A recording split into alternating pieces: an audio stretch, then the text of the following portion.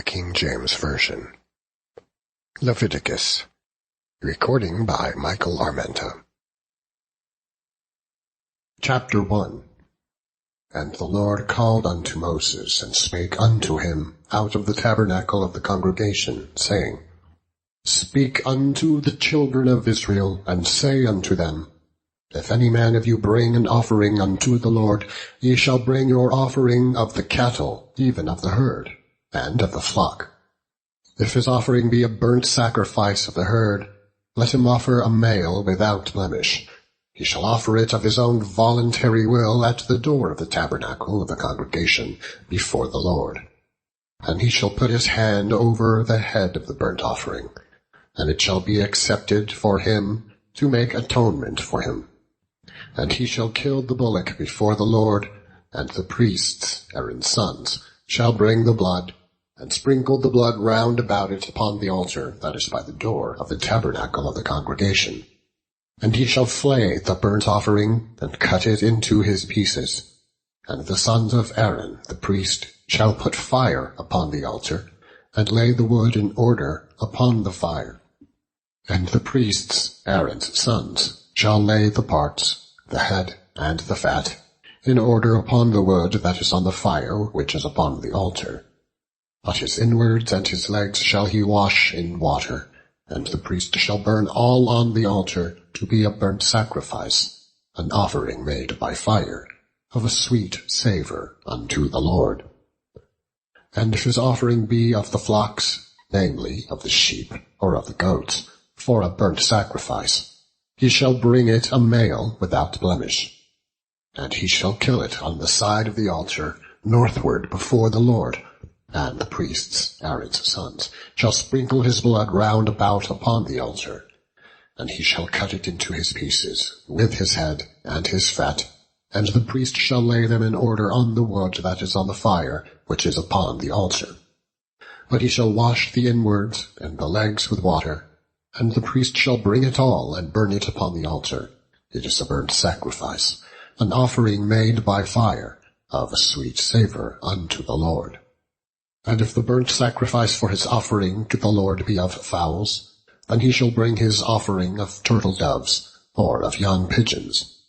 And the priest shall bring it unto the altar, and wring off his head, and burn it on the altar, and the blood thereof shall be wrung out at the side of the altar. And he shall pluck away his crop with his feathers, and cast it beside the altar on the east part, by the places of the ashes. And he shall cleave it with the wings thereof, but shall not divide it asunder. And the priest shall burn it upon the fire, upon the wood that is upon the fire. It is a burnt sacrifice, an offering made by fire, of a sweet savour unto the Lord. Chapter 2. And when any will offer a meat offering unto the Lord, his offering shall be of fine flour, and he shall pour oil upon it, and put frankincense thereon. And he shall bring it to Aaron's sons, the priests, and he shall take thereout his handful of the flour thereof, and of the oil thereof, with all the frankincense thereof, and the priest shall burn the memorial of it upon the altar, to be an offering made by fire, of a sweet savour unto the Lord. And the remnant of the meat offering shall be Aaron's and his sons. It is a thing most holy of the offerings of the Lord, made by fire. And if thou bring an oblation of a meat offering, baken in the oven, it shall be unleavened cakes of fine flour, mingled with oil, or unleavened wafers anointed with oil. And if thy oblation will be a meat offering baken in a pan, it shall be of fine flour unleavened, mingled with oil. Thou shalt part it in pieces, and pour oil thereon. It is a meat offering. And if thy oblation be a meat offering baken in the frying pan, it shall be made of fine flour with oil. And thou shalt bring the meat offering that is made of these things unto the Lord. And when it is presented unto the priest, he shall bring it unto the altar. And the priest shall take from the meat offering a memorial thereof, and shall burn it upon the altar. It is an offering made by fire, of a sweet savour unto the Lord. And that which is left of the meat offering shall be Aaron's and his sons. It is a thing most holy of the offerings of the Lord, made by fire. No meat offering which ye shall bring unto the Lord shall be made with leaven. For ye shall burn no leaven, nor any honey, in any offering of the Lord made by fire. As for the oblation of the first fruits, ye shall offer them unto the Lord, but they shall not be burnt on the altar for a sweet savour. And every oblation of thy meat offering shalt thou season with salt. Neither shalt thou suffer the salt of the covenant of thy God to be lacking from thy meat offering. With all thine offerings thou shalt offer salt. And if thou offer a meat offering of thy first fruits unto the Lord, thou shalt offer for the meat offering of thy first fruits green ears of corn dried by the fire, even corn beaten out of full ears. And thou shalt put oil upon it, and lay frankincense thereon. It is a meat offering. And if the priest shall burn the memorial of it, part of the beaten corn thereof, and part of the oil thereof, with all the frankincense thereof, it is an offering made by fire unto the Lord. Chapter 3. And if his oblation be a sacrifice of peace offering, if he offer it of the herd, whether it be a male or female, he shall offer it without blemish before the Lord. And he shall lay his hand upon the head of his offering, and kill it at the door of the tabernacle of the congregation. And Aaron's sons, the priests, shall sprinkle the blood upon the altar round about. And he shall offer of the sacrifice of the peace offering an offering made by fire unto the Lord, the fat that covereth the inwards, and all the fat that is upon the inwards, and the 2 kidneys, and the fat that is on them, which is by the flanks, and the caul above the liver, with the kidneys. It shall be take away. And Aaron's sons shall burn it on the altar upon the burnt sacrifice, which is upon the wood that is on the fire. It is an offering made by fire, of a sweet savour unto the Lord. And if his offering for a sacrifice of peace offering unto the Lord be of the flock, male or female, he shall offer it without blemish. If he offer a lamb for his offering, then he shall offer it before the Lord.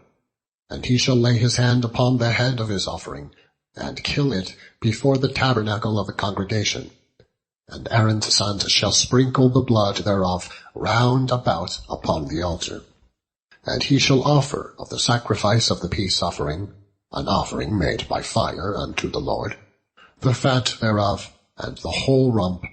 It shall he take off hard by the backbone, and the fat that covereth the inwards, and all the fat that is upon the inwards, and the 2 kidneys, and the fat that is upon them, which is by the flanks, and the caul above the liver, with the kidneys, it shall he take away.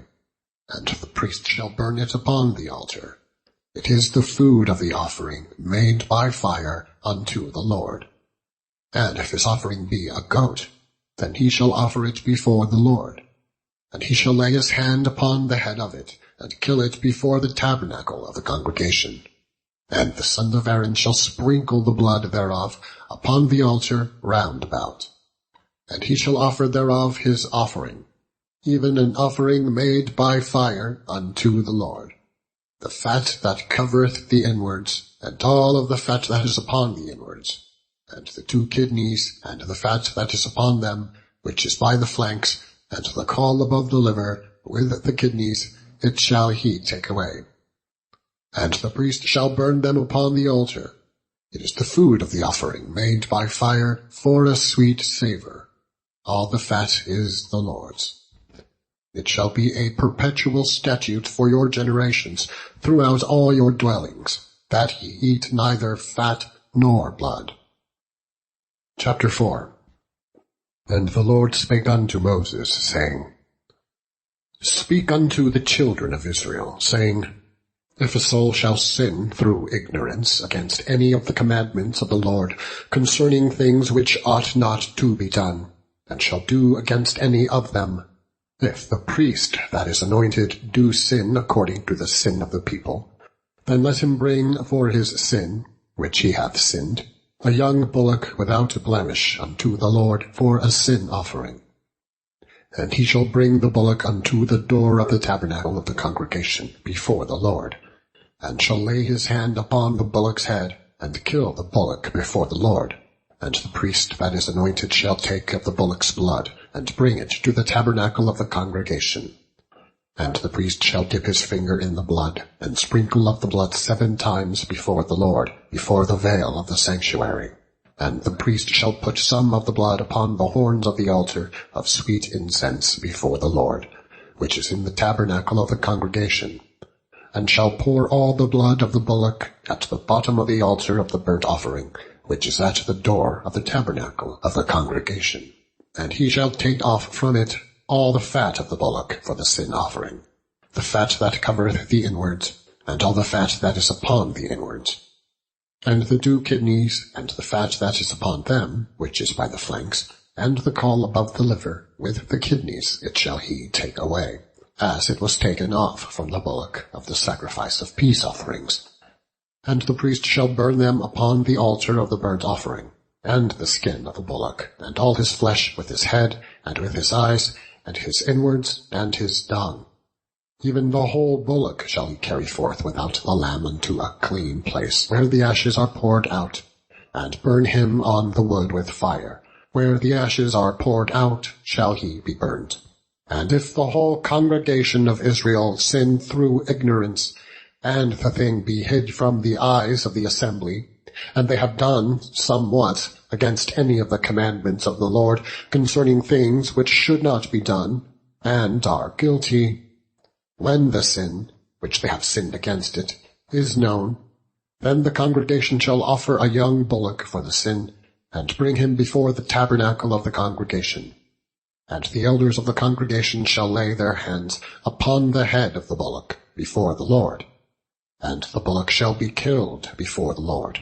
And the priest that is anointed shall bring of the bullock's blood to the tabernacle of the congregation.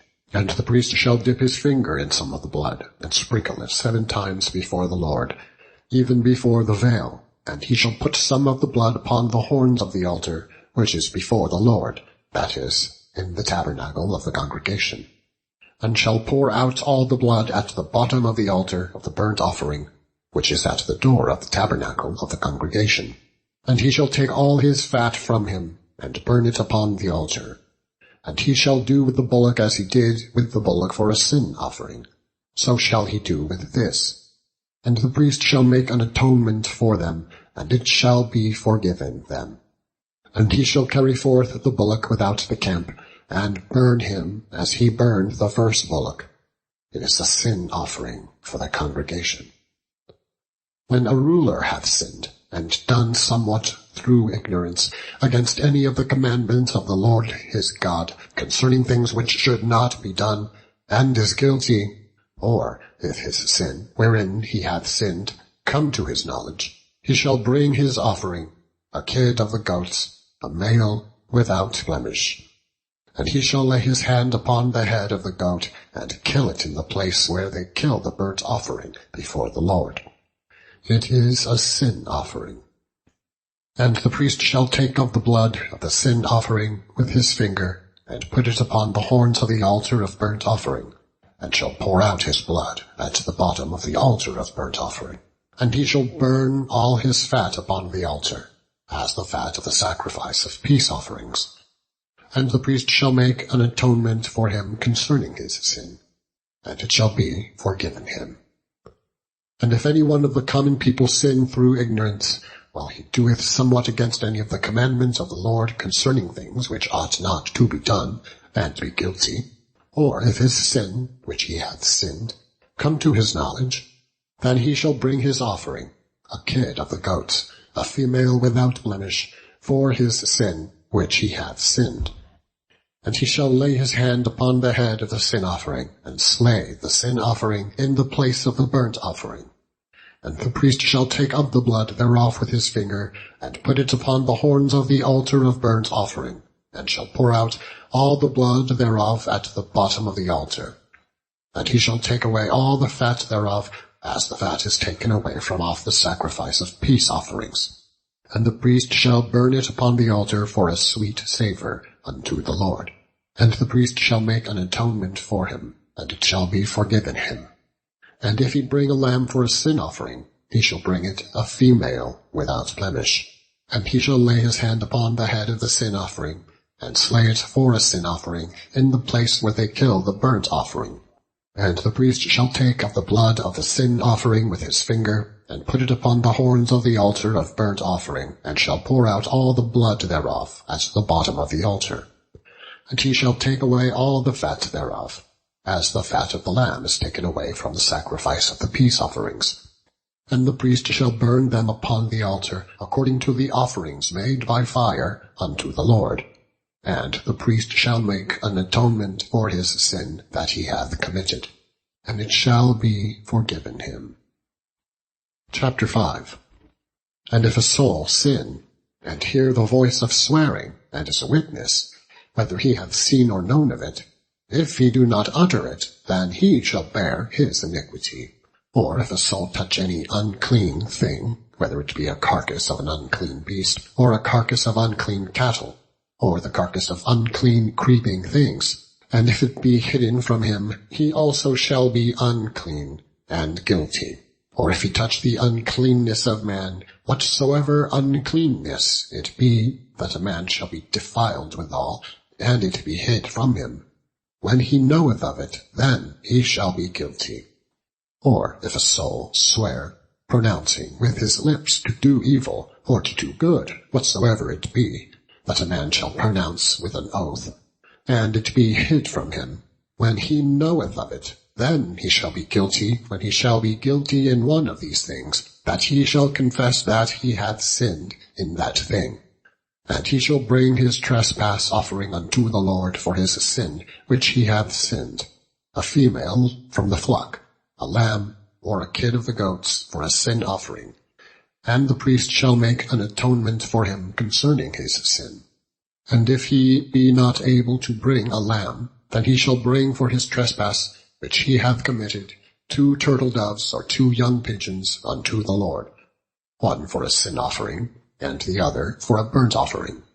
And he shall bring them unto the priest, who shall offer that which is for the sin offering first, and wring off his head from his neck, but shall not divide it asunder. And he shall sprinkle of the blood of the sin offering upon the side of the altar, and the rest of the blood shall be wrung out at the bottom of the altar. It is a sin offering. And he shall offer the second for a burnt offering, according to the manner. And the priest shall make an atonement for him for his sin which he hath sinned, and it shall be forgiven him. But if he be not able to bring 2 turtle doves, or 2 young pigeons, then he that sinned shall bring for his offering the 10th part of an ephah of fine flour for a sin offering. He shall put no oil upon it, neither shall he put any frankincense thereon, for it is a sin offering. Then shall he bring it to the priest, and the priest shall take his handful of it, even a memorial thereof, and burn it on the altar, according to the offerings made by fire unto the Lord. And the priest shall make an atonement for him, as touching his sin, that he hath sinned in one of these, and it shall be forgiven him. And the remnant shall be the priest's as a meat offering. And the Lord spake unto Moses, saying, If the soul commit a trespass, and sin through ignorance in the holy things of the Lord, then he shall bring for his trespass unto the Lord a ram without blemish out of the flocks, with thy estimation thy shekels of silver after the shekel of the sanctuary, for a trespass offering. And he shall make amends for the harm that he hath done in the holy thing, and shall add the 5th part thereto, and give it unto the priest, and the priest shall make an atonement for him with the ram of the trespass offering, and it shall be forgiven him. And if a soul sin and commit any of these things which are forbidden to be done by the commandment of the Lord, though he wist it not, yet is he guilty, and shall bear his iniquity. And if he shall bring a ram without blemish out of the flock, with thy estimation, for a trespass offering unto the priest, and the priest shall make an atonement for him concerning his ignorance, wherein he erred and wist it not, and it shall be forgiven him. It is a trespass offering. He hath certainly trespassed against the Lord. Chapter 6. And the Lord spake unto Moses, saying, If a soul sin and commit a trespass against the Lord, and lie unto his neighbor in that which was delivered him to keep, or in fellowship, or in a thing taken away by violence, or hath deceived his neighbor, or have found that which was lost, and lieth concerning it, and sweareth falsely, in any of all these that a man doeth, sinning therein, then it shall be, because he hath sinned and is guilty, that he shall restore that which he took violently away, or the thing which he hath deceitfully gotten, or that which was delivered him to keep, or the lost thing which he found, or all that about which he hath sworn falsely, he shall even restore it in the principal, and shall add the 5th part more thereto, and give it unto him to whom it appertaineth in the day of his trespass offering. And he shall bring his trespass offering unto the Lord, a ram without blemish out of the flock, with thy estimation, for a trespass offering unto the priest. And the priest shall make an atonement for him before the Lord, and it shall be forgiven him for any thing of all that he hath done in trespassing therein.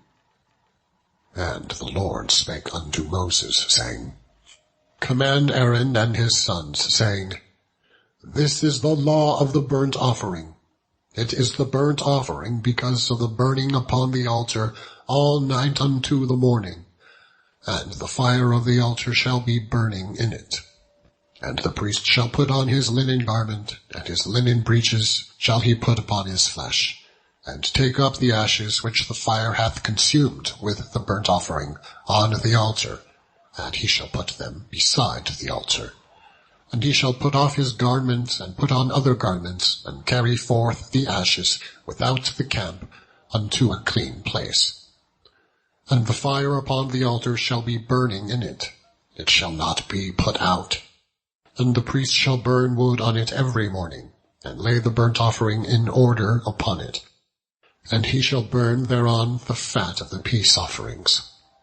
The fire shall ever be burning upon the altar, it shall never go out. And this is the law of the meat offering. The sons of Aaron shall offer it before the Lord, before the altar.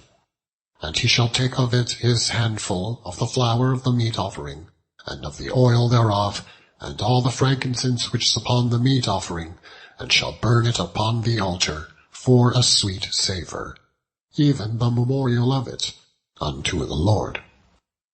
And the remainder thereof shall Aaron and his sons eat.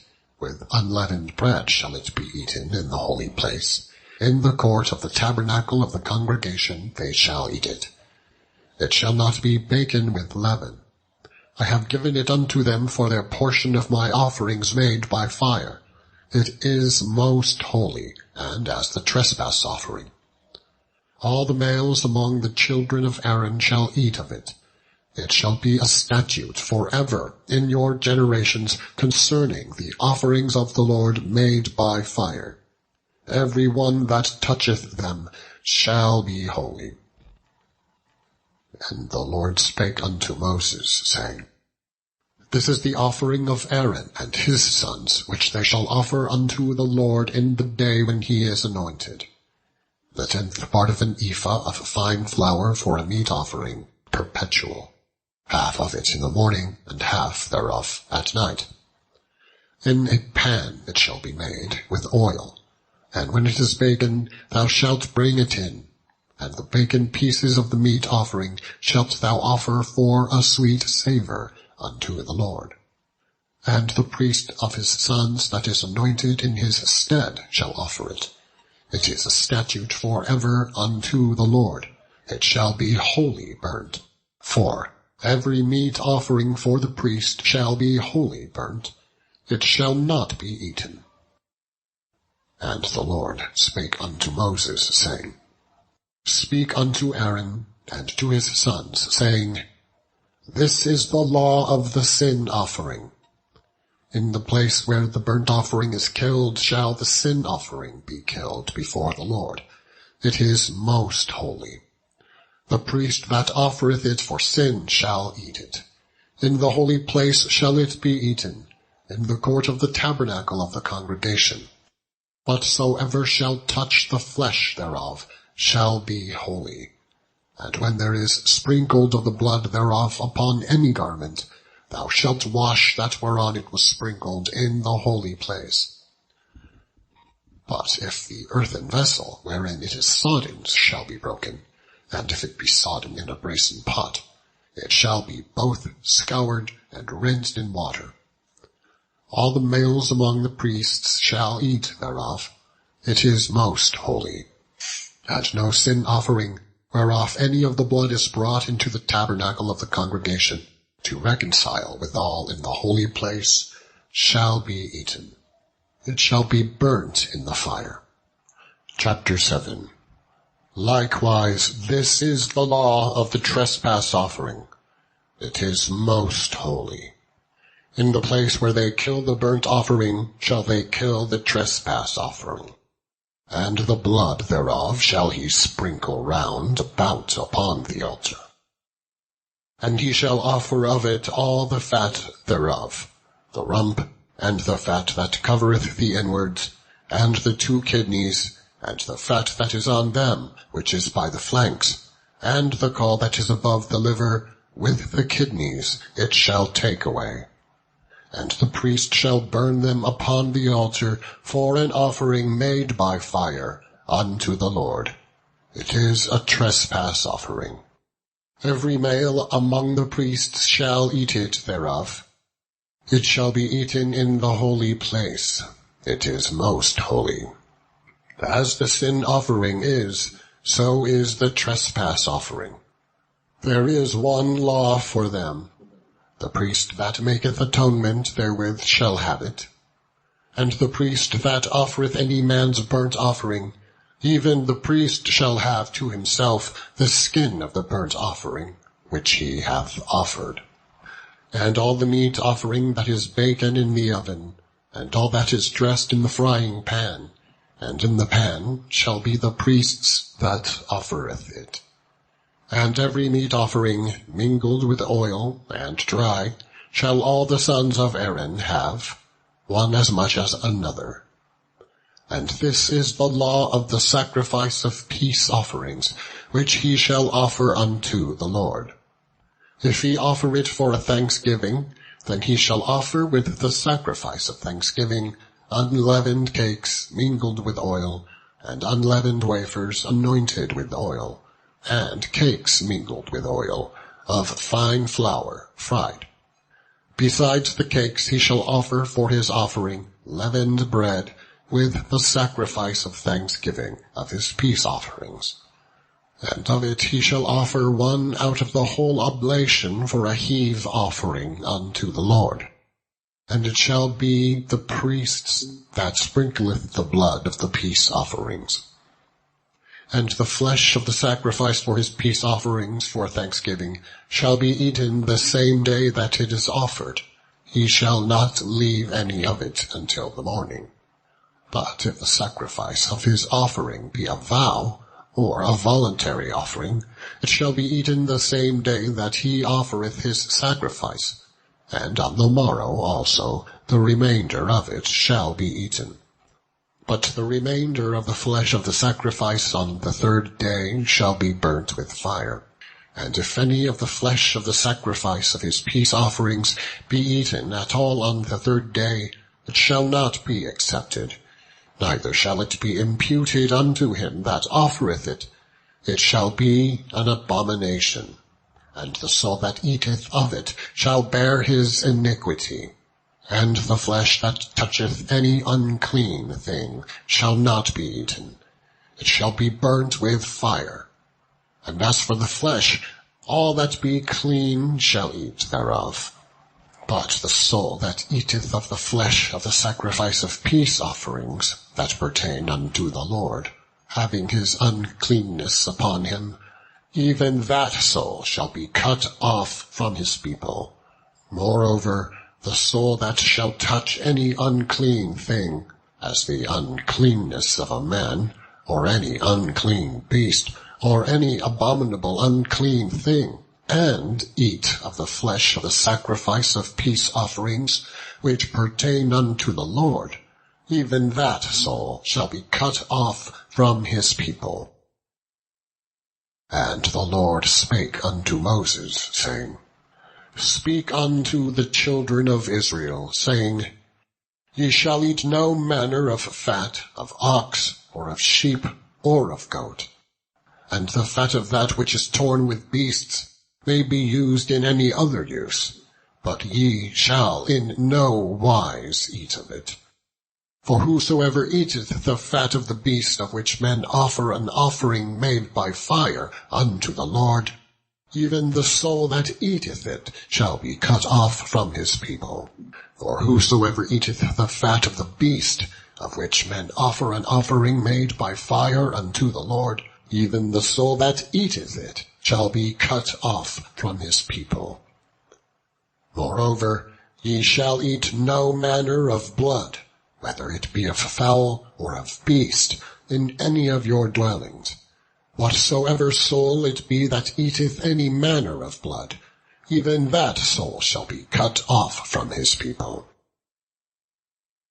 And the Lord spake unto Moses, saying, Speak unto the children of Israel, saying, He that offereth the sacrifice of his peace offerings unto the Lord shall bring his oblation unto the Lord of the sacrifice of his peace offerings.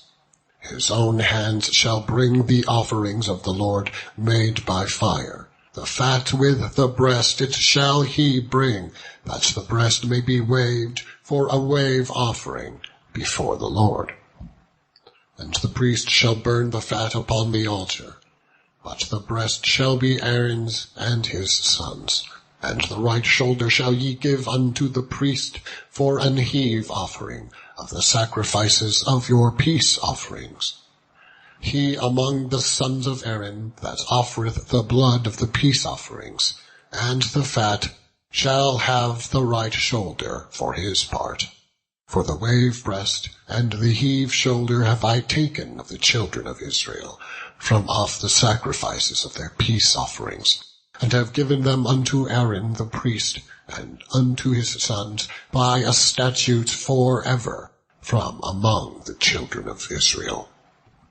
This is the portion of the anointing of Aaron, and of the anointing of his sons, out of the offerings of the Lord made by fire, in the day which he presented them to minister unto the Lord in the priest's office, which the Lord commanded to be given them of the children of Israel, in the day that he anointed them, by a statute forever throughout their generations. This is the law of the burnt offering, of the meat offering, and of the sin offering, and of the trespass offering, and the consecrations, and of the sacrifice of the peace offerings, which the Lord commanded Moses in Mount Sinai, in the day that he commanded the children of Israel to offer their oblations unto the Lord in the wilderness of Sinai. Chapter 8. And the Lord spake unto Moses, saying, Take Aaron and his sons with him, and the garments, and the anointing oil, and a bullock for the sin offering, and 2 rams, and a basket of unleavened bread. And gather thou all the congregation together unto the door of the tabernacle of the congregation. And Moses did as the Lord commanded him. And the assembly was gathered together unto the door of the tabernacle of the congregation. And Moses said unto the congregation, This is the thing which the Lord commanded to be done. And Moses brought Aaron and his sons, and washed them with water. And he put upon him the coat, and girded him with the girdle, and clothed him with the robe, and put the ephod upon him. And he girded him with the curious girdle of the ephod, and bound it unto him therewith. And he put the breastplate upon him. Also he put in the breastplate the Urim and the Thummim. And he put the mitre upon his head.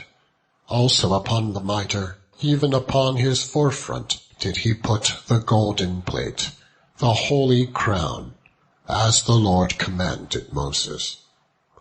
And Moses took the anointing oil, and anointed the tabernacle, and all that was therein, and sanctified them. And he sprinkled thereof upon the altar 7 times, and anointed the altar and all his vessels, both the laver and his foot, to sanctify them. And he poured of the anointing oil upon Aaron's head, and anointed him, to sanctify him. And Moses brought Aaron's sons, and put coats upon them, and girded them with girdles, and put bonnets upon them, as the Lord commanded Moses. And he brought the bullock for the sin offering, and Aaron and his sons laid their hands upon the head of the bullock for the sin offering. And he slew it, and Moses took the blood, and put it upon the horns of the altar round about with his finger, and purified the altar, and poured the blood at the bottom of the altar, and sanctified it, to make reconciliation upon it.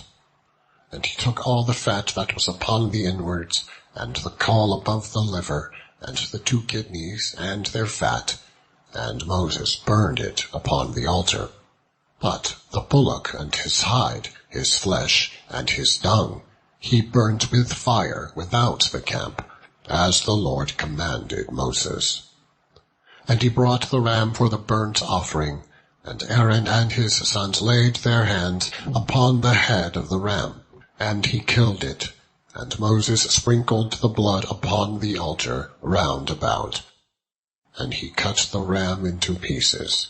And Moses burnt the head, and the pieces, and the fat. And he washed the inwards and the legs in water. And Moses burnt the whole ram upon the altar. It was a burnt sacrifice for a sweet savour, and an offering made by fire unto the Lord, as the Lord commanded Moses. And he brought the other ram, the ram of consecration. And Aaron and his sons laid their hands upon the head of the ram, and he slew it. And Moses took of the blood of it, and put it upon the tip of Aaron's right ear, and upon the thumb of his right hand, and upon the great toe of his right foot. And he brought Aaron's sons, and Moses put of the blood upon the tip of their right ear, and upon the thumbs of their right hands, and upon the great toes of their right feet. And Moses sprinkled the blood upon the altar round about. And he took the fat, and the rump, and all the fat that was upon the inwards, and the caul above the liver, and the 2 kidneys, and their fat, and the right shoulder. And out of the basket of unleavened bread that was before the Lord, he took 1 unleavened cake, and a cake of oiled bread, and 1 wafer, and put them on the fat, and upon the right shoulder. And he put all upon Aaron's hands, and upon his sons' hands, and waved them for a wave offering before the Lord. And Moses took them from off their hands, and burnt them on the altar upon the burnt offering. They were consecrations for a sweet savour. It is an offering made by fire unto the Lord. And Moses took the breast, and waved it for a wave offering before the Lord. For of the ram of consecration it was Moses' part, as the Lord commanded Moses.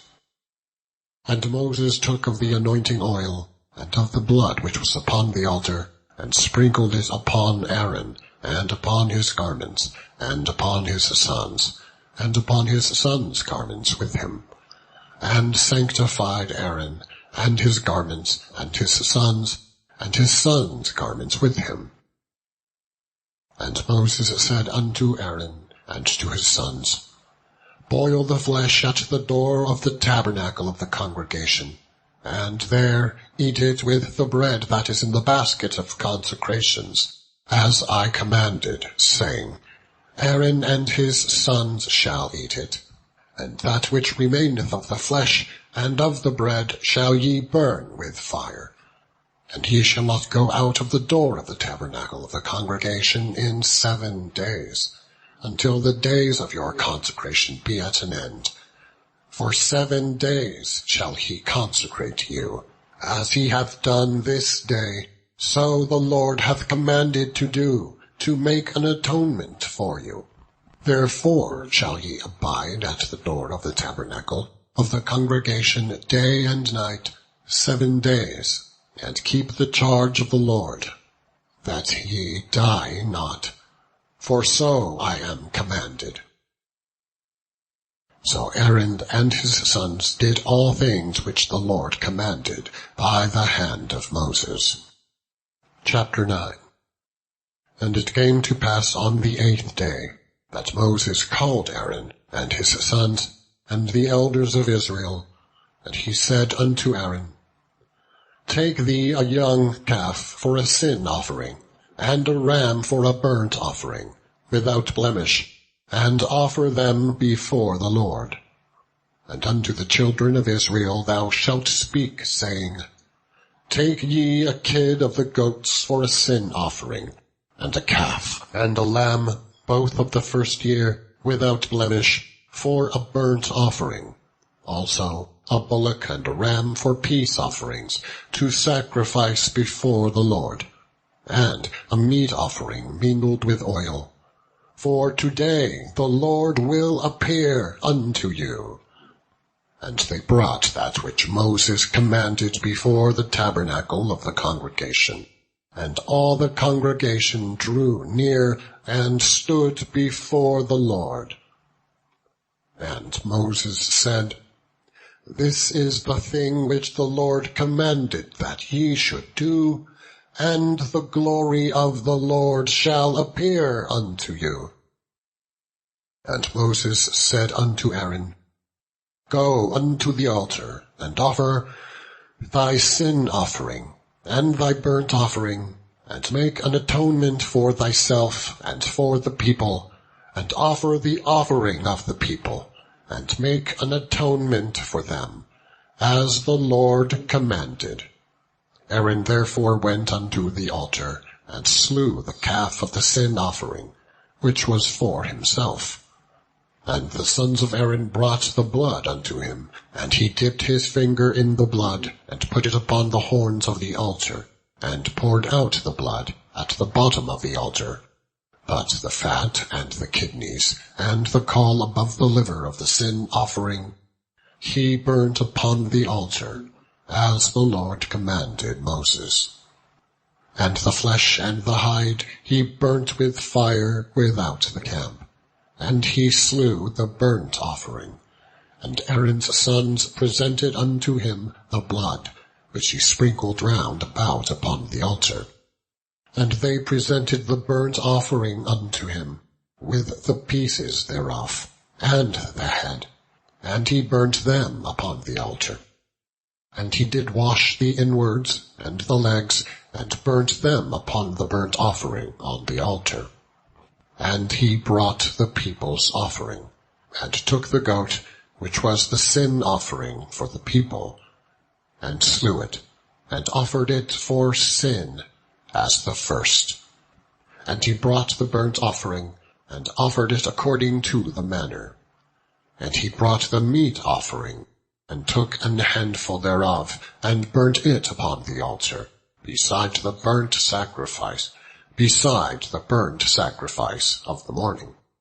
He slew also the bullock and the ram for a sacrifice of peace offerings, which was for the people.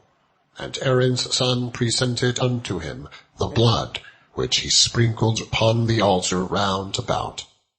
And the fat of the bullock and of the ram, the rump, and that which covereth the inwards, and the kidneys, and the caul above the liver. And they put the fat upon the breasts, and he burnt the fat upon the altar. And the breasts and the right shoulder Aaron waved for a wave offering before the Lord, as Moses commanded. And Aaron lifted up his hand toward the people, and blessed them. and came down from offering of the sin offering, and the burnt offering, and peace offerings. And Moses and Aaron went into the tabernacle of the congregation, and came out, and blessed the people.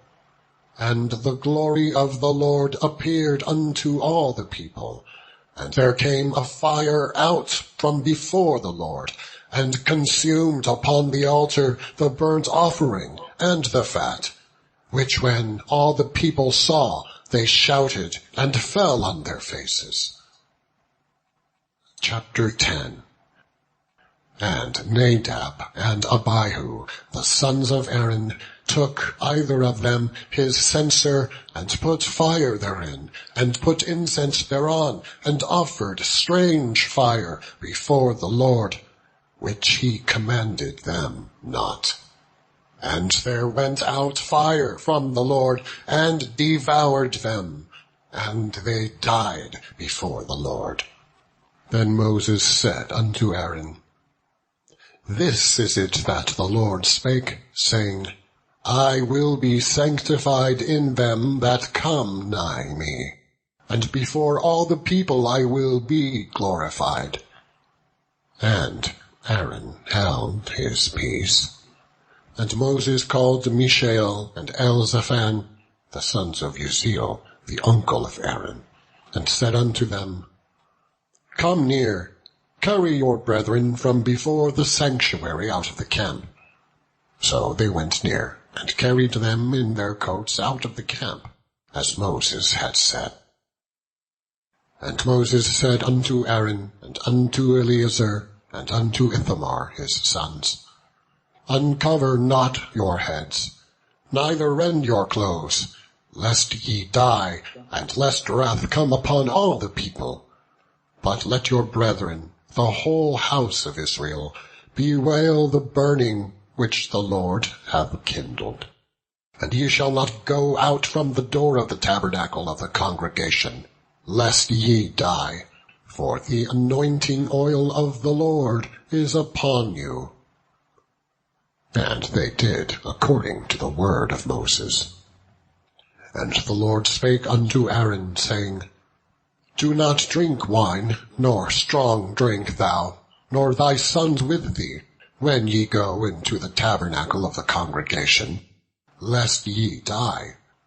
It shall be a statute forever throughout your generations, and that ye may put difference between holy and unholy, between unclean and clean, and that ye may teach the children of Israel all the statutes which the Lord hath spoken unto them by the hand of Moses. And Moses spake unto Aaron, and unto Eleazar, and unto Ithamar, his sons that were left, Take the meat offering that remaineth of the offerings of the Lord made by fire, and eat it without leaven beside the altar, for it is most holy. And ye shall eat it in the holy place, because it is thy due, and thy sons' due, of the sacrifices of the Lord made by fire, for so I am commanded. And the wave breast and heave shoulder shall ye eat in a clean place, thou, and thy sons, and thy daughters with thee, for they be thy due, and thy sons' due, which are given out of the sacrifices of peace offerings unto the children of Israel. The heave shoulder and the wave breast shall they bring with the offerings made by fire of the fat, to wave it for a wave offering before the Lord. And it shall be thine, and thy sons with thee, by a statute forever, as the Lord hath commanded. And Moses diligently sought the goat of the sin offering, and behold, it was burnt. And he was angry with Eleazar and Ithamar, the sons of Aaron, which were left alive, saying, Wherefore have ye not eaten the sin offering in the holy place, seeing it is most holy? And God hath given it you to bear the iniquity of the congregation, to make atonement for them before the Lord? Behold, the blood of it was not brought in within the holy place. Ye should indeed have eaten it in the holy place, as I commanded. And Aaron said unto Moses, Behold, this day have they offered their sin offering and their burnt offering before the Lord, and such things have befallen me. And if I had eaten the sin offering today, should it have been accepted in the sight of the Lord? And when Moses heard that, he was content. Chapter 11. And the Lord spake unto Moses and to Aaron, saying unto them, Speak unto the children of Israel, These are the beasts which ye shall eat among all the beasts that are on the earth. Whatsoever parteth the hoof, and is cloven-footed, and cheweth the cud among the beasts, that shall ye eat. Nevertheless, these shall ye not eat of them that chew the cud, or of them that divide the hoof, as the camel, because he cheweth the cud, but divideth not the hoof. He is unclean unto you. And the coney, because he cheweth the cud, but divideth not the hoof. He is unclean unto you. And the hare, because he cheweth the cud, but divideth not the hoof. He is unclean unto you. And the swine, though he divide the hoof, and be cloven-footed, yet he cheweth not the cud. He is unclean to you. And of their flesh shall ye not eat, and their carcass shall ye not touch. They are unclean to you. These shall ye eat of all that are in the waters. Whatsoever hath fins and scales in the waters, in the seas, and in the rivers, them shall ye eat. And all that have not fins and scales in the seas, and in the rivers, of all that move in the waters, and of any living thing which is in the waters, they shall be even an abomination unto you. Ye shall not eat of their flesh, but ye shall have their carcasses in abomination. Whatsoever hath no fins nor scales in the waters, that shall be an abomination to you. And these are they which ye shall have in abomination among the fowls. They shall not be eaten. They are abomination. The eagle, and the ossifrage, and the osprey, and the vulture, and the kite after his kind, every raven after his kind, and the owl, and the nighthawk, and the cuckoo, and the hawk after his kind, and the little owl, and the cormorant, and the great owl, and the swan, and the pelican, and the deer eagle, and the stork, the heron after her kind, and the lapwing, and the bat. All fowls that creep, going upon all four, shall be an abomination unto you.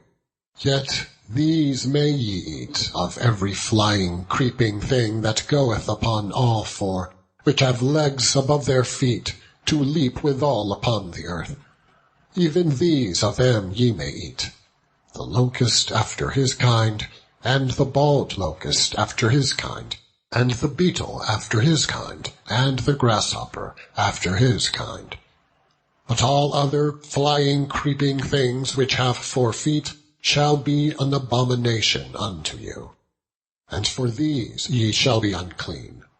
Whatsoever toucheth the carcass of them shall be unclean until the even. And whatsoever beareth aught of the carcass of them shall wash his clothes, and be unclean until the even. The carcasses of every beast which divideth the hoof, and is not cloven-footed, nor cheweth the cud, are unclean unto you. Every one that toucheth them shall be unclean.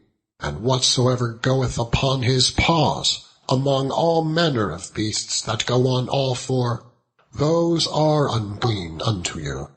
Whoso toucheth their carcass shall be unclean until the even.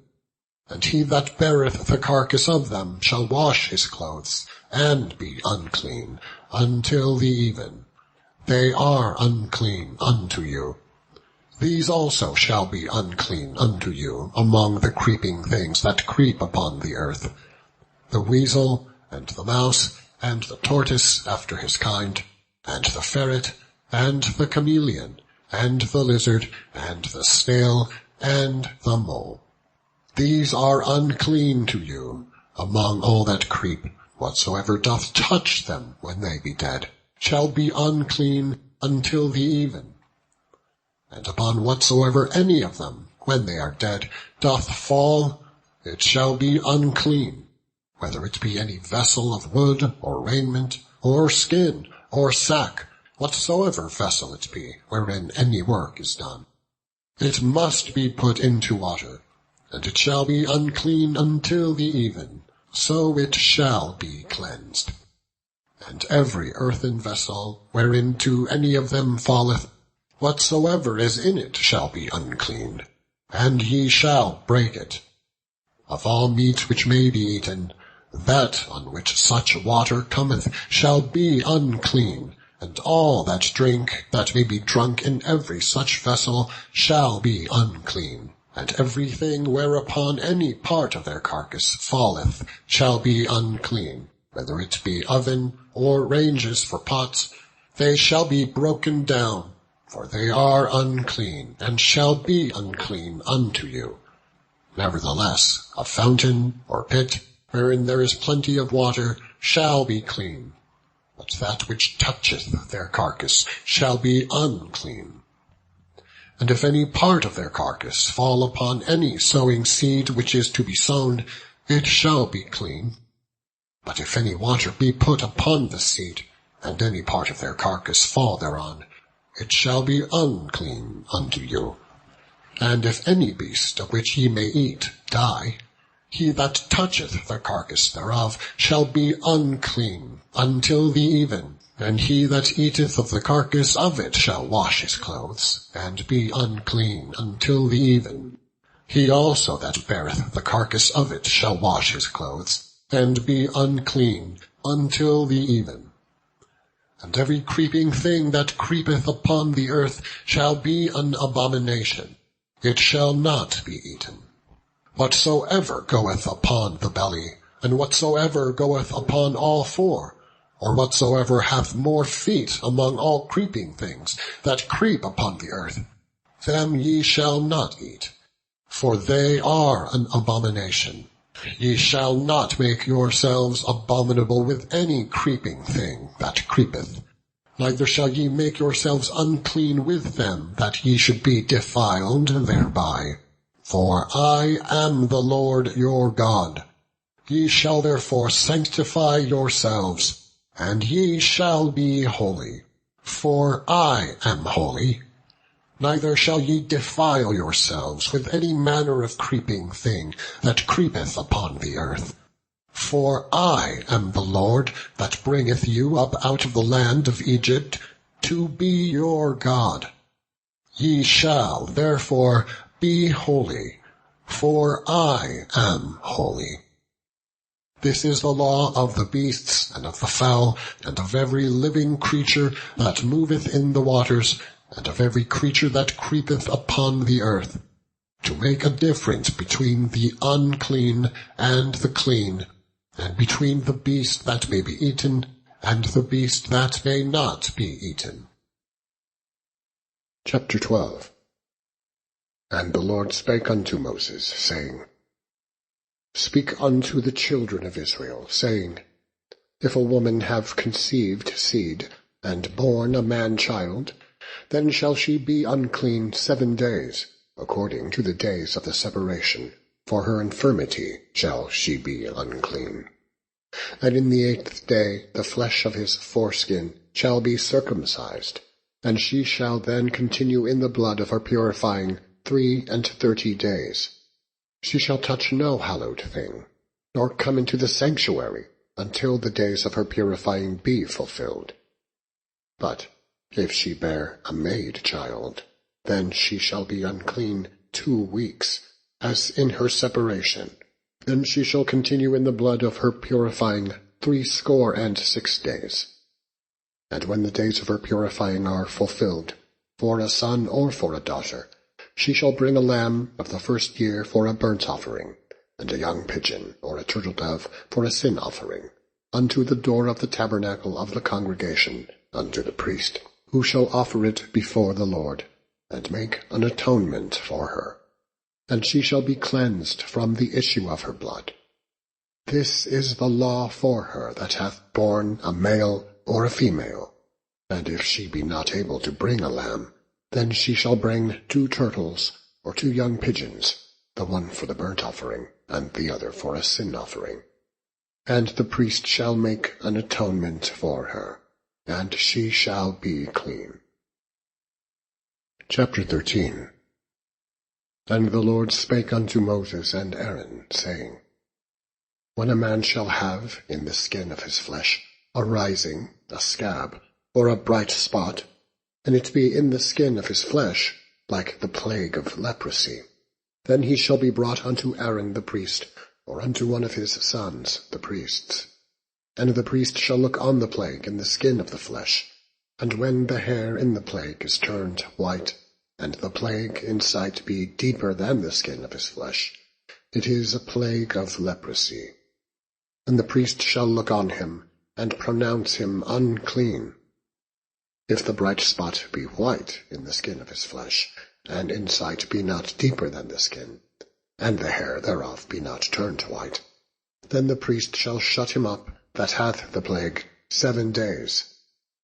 And the priest shall look on him the 7th day, and, behold, if the plague in his sight be at a stay, and the plague spread not in the skin, then the priest shall shut him up 7 days more, and the priest shall look on him again the 7th day. And, behold, if the plague be somewhat dark, and the plague spread not in the skin, the priest shall pronounce him clean. It is but a scab, and he shall wash his clothes and be clean. But if the scab spread much abroad in the skin, after that he hath been seen of the priest for his cleansing, he shall be seen of the priest again. And if the priest see that, behold, the scab spreadeth in the skin, then the priest shall pronounce him unclean. It is a leprosy. When the plague of leprosy is in a man, then he shall be brought unto the priest, and the priest shall see him. And, behold, if the rising be white in the skin, and it have turned the hair white, and there be quick raw flesh in the rising, it is an old leprosy in the skin of his flesh. And the priest shall pronounce him unclean, and shall not shut him up, for he is unclean. And if a leprosy break out abroad in the skin, and the leprosy cover all the skin of him that hath the plague, from his head even to his foot, wheresoever the priest looketh, then the priest shall consider, and, behold, if the leprosy have covered all his flesh, he shall pronounce him clean that hath the plague. It is all turned white. He is clean. But when the raw flesh appeareth in him, he shall be unclean. And the priest shall see the raw flesh, and pronounce him to be unclean. For the raw flesh is unclean. It is a leprosy. Or if the raw flesh turn again, and be changed unto white, he shall come unto the priest, and the priest shall see him. And, behold, if the plague be turned into white, then the priest shall pronounce him clean that hath the plague. He is clean. The flesh also in which, even in the skin thereof, was a boil, and is healed, and in the place of the boil there be a white rising, or a bright spot, white and somewhat reddish, and it be shewed to the priest. And if, when the priest seeth it, behold, it be in sight lower than the skin, and the hair thereof be turned white, the priest shall pronounce him unclean. It is a plague of leprosy broken out of the boil. But if the priest look on it, and behold, there be no white hairs therein, and if it be not lower than the skin, but be somewhat dark, then the priest shall shut him up 7 days. And if it spread much abroad in the skin, then the priest shall pronounce him unclean. It is a plague. But if the bright spot stay in his place, and spread not, it is a burning boil. and the priest shall pronounce him clean. Or if there be any flesh in the skin whereof there is a hot burning, and the quick flesh that burneth have a white bright spot, somewhat reddish or white, then the priest shall look upon it, and, behold, if the hair in the bright spot be turned white, and it be inside deeper than the skin, it is a leprosy, broken out of the burning. Wherefore the priest shall pronounce him unclean. It is a plague of leprosy. But if the priest look on it, and behold, there be no white hair in the bright spot, and it be no lower than the other skin, but be somewhat dark, then the priest shall shut him up 7 days, and the priest shall look upon him the 7th day. And if it be spread much abroad in the skin, then the priest shall pronounce him unclean. It is the plague of leprosy. And if the bright spot stay in his place, and spread not in the skin, but it be somewhat dark, it is a rising of the burning, and the priest shall pronounce him clean, for it is an inflammation of the burning. If a man or woman have a plague upon the head or the beard, then the priest shall see the plague, and, behold, if it be in sight deeper than the skin, and there be in it a yellow thin hair, then the priest shall pronounce him unclean.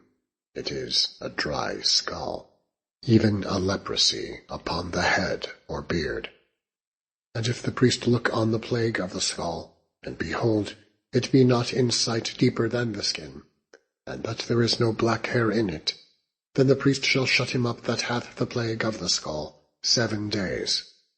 And in the 7th day the priest shall look on the plague, and, behold, if the skull spread not, and there be in it no yellow hair, and the skull be not in sight deeper than the skin, he shall be shaven, but the skull shall he not shave. And the priest shall shut him up that hath the skull 7 days more. And in the 7th day the priest shall look on the skull, and behold, if the skull be not spread in the skin, nor be in sight deeper than the skin, then the priest shall pronounce him clean, and he shall wash his clothes, and be clean. But if the skull spread much in the skin after his cleansing, then the priest shall look on him, and, behold, if the skull be spread in the skin, the priest shall not seek for yellow hair, he is unclean. But if the skull be in his sight at a stay, and that there is a black hair grown up therein, the skull is healed, he is clean, and the priest shall pronounce him clean. If a man also, or a woman, have in the skin of their flesh bright spots, even white bright spots, then the priest shall look, and, behold, if the bright spots in the skin of their flesh be darkish white, it is a freckled spot that groweth in the skin. He is clean. And the man whose hair is fallen off his head, he is bald, yet is he clean. And he that hath his hair fallen off from the part of his head toward his face, he is forehead bald, yet is he clean. And if there be in the bald head, or bald forehead, a white reddish sore, it is a leprosy sprung up in his bald head, or his bald forehead. Then the priest shall look upon it, and behold, if the rising of the sore be white reddish in his bald head, or in his bald forehead, as the leprosy appeareth in the skin of the flesh, he is a leprous man, he is unclean. The priest shall pronounce him utterly unclean. His plague is in his head.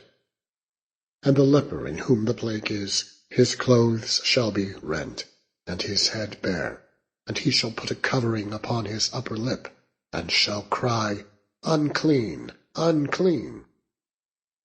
All the days wherein the plague shall be in him shall be defiled.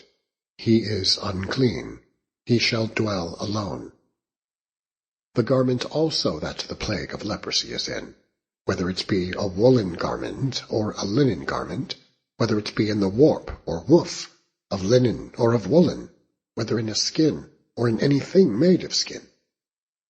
And if the plague be greenish or reddish in the garment, or in the skin, either in the warp or in the woof, or in anything of skin, It is a plague of leprosy, and it shall be shewed unto the priest. And the priest shall look upon the plague, and shut up it that hath the plague 7 days. And he shall look on the plague on the 7th day. If the plague be spread in the garment, either in the warp, or in the woof, or in a skin, or in any work that is made of skin, the plague is a fretting leprosy. It is unclean. He shall therefore burn that garment, whether warp or woof, in woolen or in linen, or in any thing of skin wherein the plague is, for it is a fretting leprosy. It shall be burnt in the fire. And if the priest shall look, and, behold, the plague be not spread in the garment, either in the warp, or in the woof, or in any thing of skin, then the priest shall command that they wash the thing wherein the plague is, and he shall shut it up 7 days more. And the priest shall look on the plague after that it is washed, and, behold, if the plague have not changed his colour, and the plague be not spread, it is unclean. Thou shalt burn it in the fire. It is fret inward, whether it be bare within or without. And if the priest look, and, behold, the plague be somewhat dark after the washing of it, then he shall rend it out of the garment, or out of the skin, or out of the warp, or out of the woof. And if it appear still in the garment, either in the warp, or in the woof, or in any thing of skin, it is a spreading plague. Thou shalt burn that wherein the plague is with fire. And the garment, either warp or woof, or whatsoever thing of skin it be, which thou shalt wash, if the plague be departed from them, then it shall be washed the 2nd time, and shall be clean. This is the law of the plague of leprosy, in a garment of woolen or linen, either in the warp or woof, or any thing of skins, to pronounce it clean, or to pronounce it unclean. Chapter 14.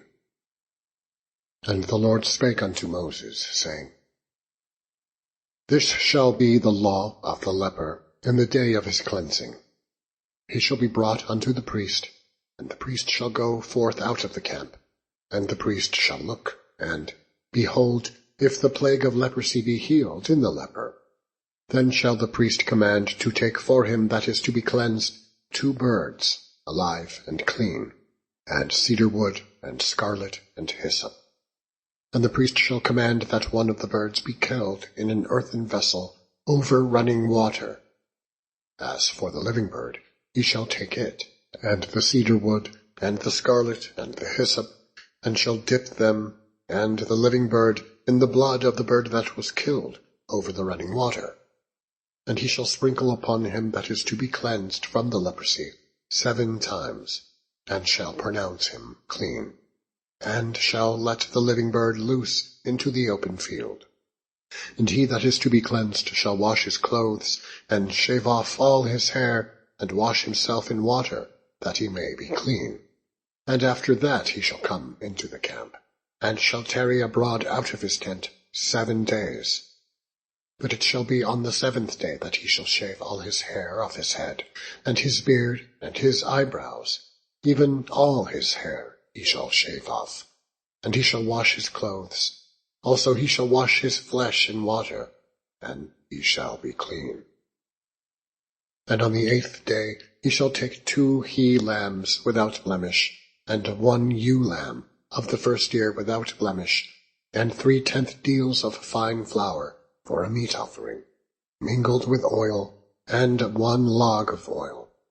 And the priest that maketh him clean shall present the man that is to be made clean, and those things, before the Lord at the door of the tabernacle of the congregation. And the priest shall take 1 he-lamb, and offer him for a trespass offering, and the log of oil, and wave them for a wave offering before the Lord. And he shall slay the lamb in the place where he shall kill the sin offering and the burnt offering, in the holy place. For as the sin offering is the priest's, so is the trespass offering. It is most holy. And the priest shall take some of the blood of the trespass offering, And the priest shall put it upon the tip of the right ear of him that is to be cleansed, and upon the thumb of his right hand, and upon the great toe of his right foot. And the priest shall take some of the log of oil, and pour it into the palm of his own left hand, and the priest shall dip his right finger in the oil that is in his left hand, and shall sprinkle of the oil with his finger 7 times before the Lord. And of the rest of the oil that is in his hand shall the priest put upon the tip of the right ear of him that is to be cleansed, and upon the thumb of his right hand, and upon the great toe of his right foot, upon the blood of the trespass offering. And the remnant of the oil that is in the priest's hand he shall pour upon the head of him that is to be cleansed, and the priest shall make an atonement for him before the Lord. And the priest shall offer the sin offering, and the priest shall make an atonement for him that is to be cleansed from his uncleanness, and afterward he shall kill the burnt offering. And the priest shall offer the burnt offering and the meat offering upon the altar, and the priest shall make an atonement for him, and he shall be clean. And if he be poor, and cannot get so much, then he shall take 1 lamb for a trespass offering, to be waved, to make an atonement for him, and 1/10 deal of fine flour, mingled with oil, for a meat offering, and a log of oil, and 2 turtle doves, or 2 young pigeons, such as he is able to get. And the one shall be a sin offering, and the other a burnt offering. And he shall bring them on the 8th day for his cleansing unto the priest, unto the door of the tabernacle of the congregation, before the Lord. And the priest shall take the lamb of the trespass offering, and the log of oil, and the priest shall wave them for a wave offering before the Lord. And he shall kill the lamb of the trespass offering, and the priest shall take some of the blood of the trespass offering, and put it upon the tip of the right ear of him that is to be cleansed, and upon the thumb of his right hand, and upon the great toe of his right foot. And the priest shall pour of the oil into the palm of his own left hand, and the priest shall sprinkle with his right finger some of the oil that is in his left hand 7 times before the Lord. And the priest shall put of the oil that is in his hand upon the tip of the right ear of him that is to be cleansed, and upon the thumb of his right hand, and upon the great toe of his right foot, upon the place of the blood of the trespass offering. And the rest of the oil that is in the priest's hand he shall put upon the head of him that is to be cleansed, to make an atonement for him before the Lord. And he shall offer the one of the turtle doves, or of the young pigeons, such as he can get, even such as he is able to get, the one for a sin offering, and the other for a burnt offering, with the meat offering. And the priest shall make an atonement for him that is to be cleansed before the Lord. This is the law of him in whom is the plague of leprosy, whose hand is not able to get that which pertaineth to his cleansing. And the Lord spake unto Moses and unto Aaron, saying, When ye be come into the land of Canaan, which I will give to you for a possession, and I put the plague of leprosy in a house of the land of your possession, and he that owneth the house shall come and tell the priest, saying, It seemeth to me there is, as it were, a plague in the house. Then the priest shall command that they empty the house before the priest go into it to see the plague, that all that is in the house be not made unclean. And afterward the priest shall go in to see the house. And he shall look on the plague, and, behold, if the plague be in the walls of the house with hollow strakes, greenish or reddish, which in sight are lower than the wall, then the priest shall go out of the house to the door of the house, and shut up the house 7 days. And the priest shall come again the 7th day, and shall look. And, behold, if the plague be spread in the walls of the house, then the priest shall command that they take away the stones in which the plague is, and they shall cast them into an unclean place without the city. And he shall cause the house to be scraped within round about, and they shall pour out the dust that they scrape off, without the city, into an unclean place. And they shall take the other stones, and put them in the place of those stones. And he shall take other mortar, and shall plaster the house. And if the plague come again, and break out in the house, after that he hath taken away the stones, and after he hath scraped the house, and after it is plastered, then the priest shall come and look, and, behold, if the plague be spread in the house, it is a fretting leprosy in the house, it is unclean. And he shall break down the house, the stones of it, and the timber thereof, and all the mortar of the house, and he shall carry them forth out of the city, into an unclean place. Moreover, he that goeth into the house, all the while that it is shut up, shall be unclean until the even. And he that lieth in the house shall wash his clothes, and he that eateth in the house shall wash his clothes. And if the priest shall come in, and look upon it, and, behold, the plague hath not spread in the house, after the house was plastered, then the priest shall pronounce the house clean, because the plague is healed. And he shall take care to cleanse the house 2 birds, and cedar wood, and scarlet, and hyssop. And he shall kill the one of the birds in an earthen vessel over running water. And he shall take the cedar wood, and the hyssop, and the scarlet, and the living bird, and dip them in the blood of the slain bird, and in the running water, and sprinkle the house 7 times. And he shall cleanse the house with the blood of the bird, and with the running water, and with the living bird, and with the cedar wood, and with the hyssop, and with the scarlet. But he shall let go the living bird out of the city, into the open fields, and make an atonement for the house, and it shall be clean. This is the law for all manner of plague, of leprosy and scall, and for the leprosy of a garment, and of a house, and for a rising, and for a scab, and for a bright spot, to teach when it is unclean, and when it is clean. This is the law of leprosy. Chapter 15. And the Lord spake unto Moses and to Aaron, saying, Speak unto the children of Israel, and say unto them, When any man hath a running issue out of his flesh, because of his issue he is unclean. And this shall be his uncleanness in his issue, whether his flesh run with his issue, or his flesh be stopped from his issue. It is his uncleanness.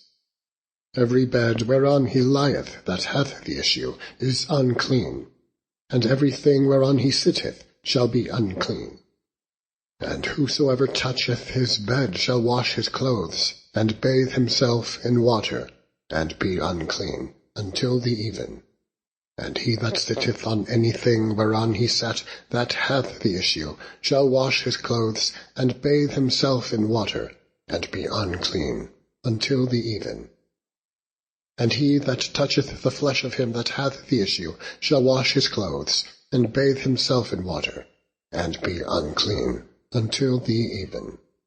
And if he that hath the issue spit upon him that is clean, then he shall wash his clothes, and bathe himself in water, and be unclean until the even.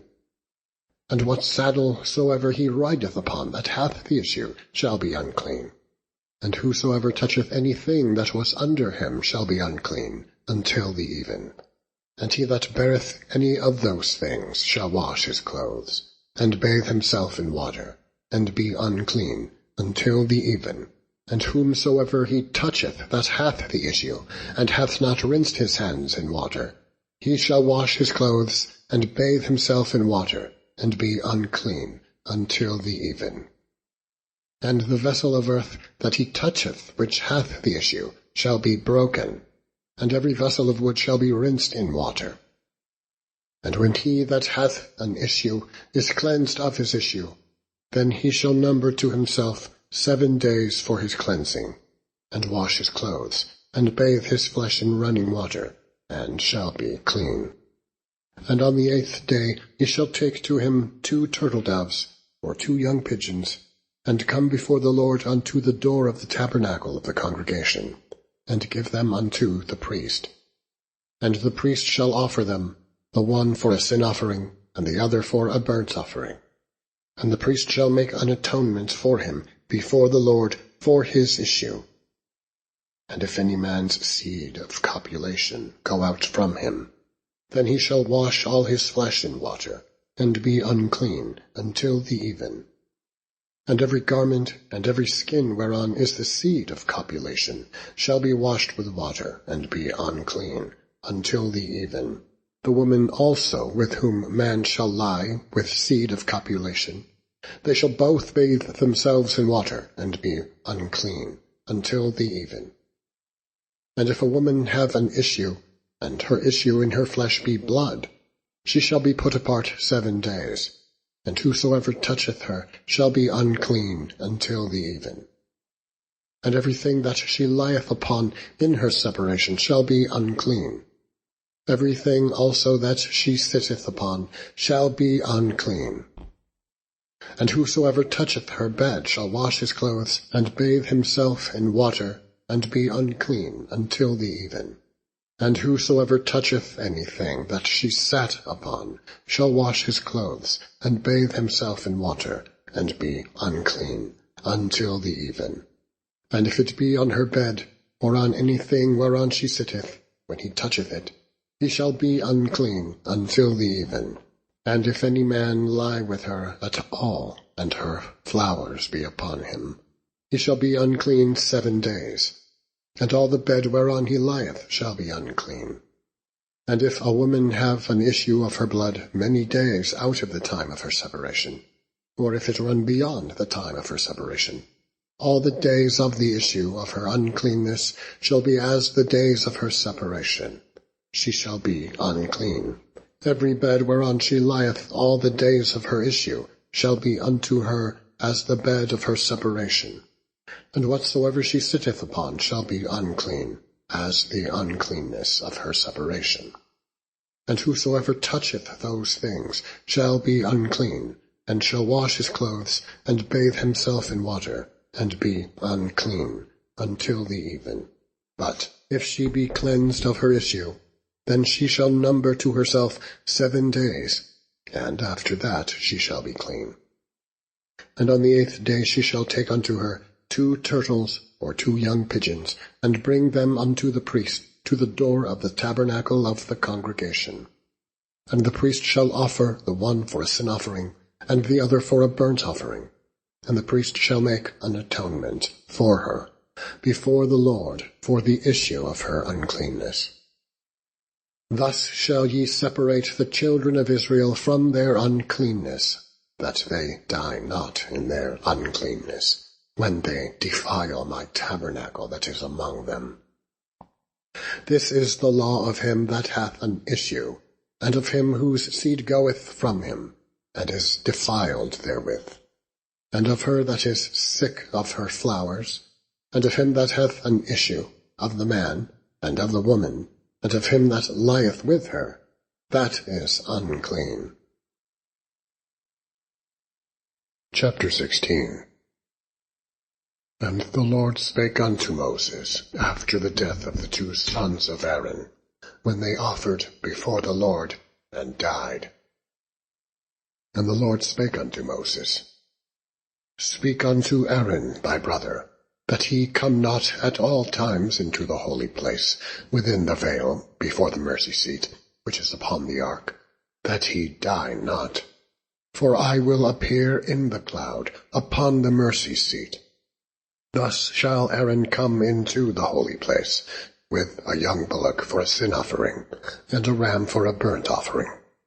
He shall put on the holy linen coat, and he shall have the linen breeches upon his flesh, and shall be girded with a linen girdle, and with the linen mitre shall he be attired. These are holy garments. Therefore he shall wash his flesh in water, and so put them on. And he shall take of the congregation of the children of Israel 2 kids of the goats for a sin offering, and 1 ram for a burnt offering. And Aaron shall offer his bullock of the sin offering, which is for himself, and make an atonement for himself, and for his house. And he shall take the 2 goats, and present them before the Lord at the door of the tabernacle of the congregation. And Aaron shall cast lots upon the 2 goats, 1 lot for the Lord, and the other lot for the scapegoat. And Aaron shall bring the goat upon which the Lord's lot fell, and offer him for a sin offering. But the goat on which the lot fell to be the scapegoat shall be presented alive before the Lord, to make an atonement with him, and to let him go for a scapegoat into the wilderness. And Aaron shall bring the bullock of the sin offering, which is for himself, and shall make an atonement for himself, and for his house, and shall kill the bullock of the sin offering, which is for himself. And he shall take a censer full of burning coals of fire from off the altar before the Lord, and his hands full of sweet incense, beaten small, and bring it within the veil. And he shall put the incense upon the fire before the Lord, that the cloud of the incense may cover the mercy seat that is upon the testimony, that he die not. And he shall take of the blood of the bullock, and sprinkle it with his finger upon the mercy seat eastward, and before the mercy seat shall he sprinkle of the blood with his finger 7 times. Then shall he kill the goat of the sin offering, that is, for the people, and bring his blood within the veil, and do with that blood as he did with the blood of the bullock, and sprinkle it upon the mercy seat, and before the mercy seat. And he shall make an atonement for the holy place, because of the uncleanness of the children of Israel, and because of their transgressions in all their sins. And so shall he do for the tabernacle of the congregation, that remaineth among them in the midst of their uncleanness. And there shall be no man in the tabernacle of the congregation when he goeth in to make an atonement in the holy place, until he come out, and have made an atonement for himself, and for his household, and for all the congregation of Israel. And he shall go out unto the altar that is before the Lord, and make an atonement for it, and shall take of the blood of the bullock, and the blood of the goat, and put it upon the horns of the altar round about. And he shall sprinkle of the blood upon it with his finger 7 times, and cleanse it, and hallow it from the uncleanness of the children of Israel.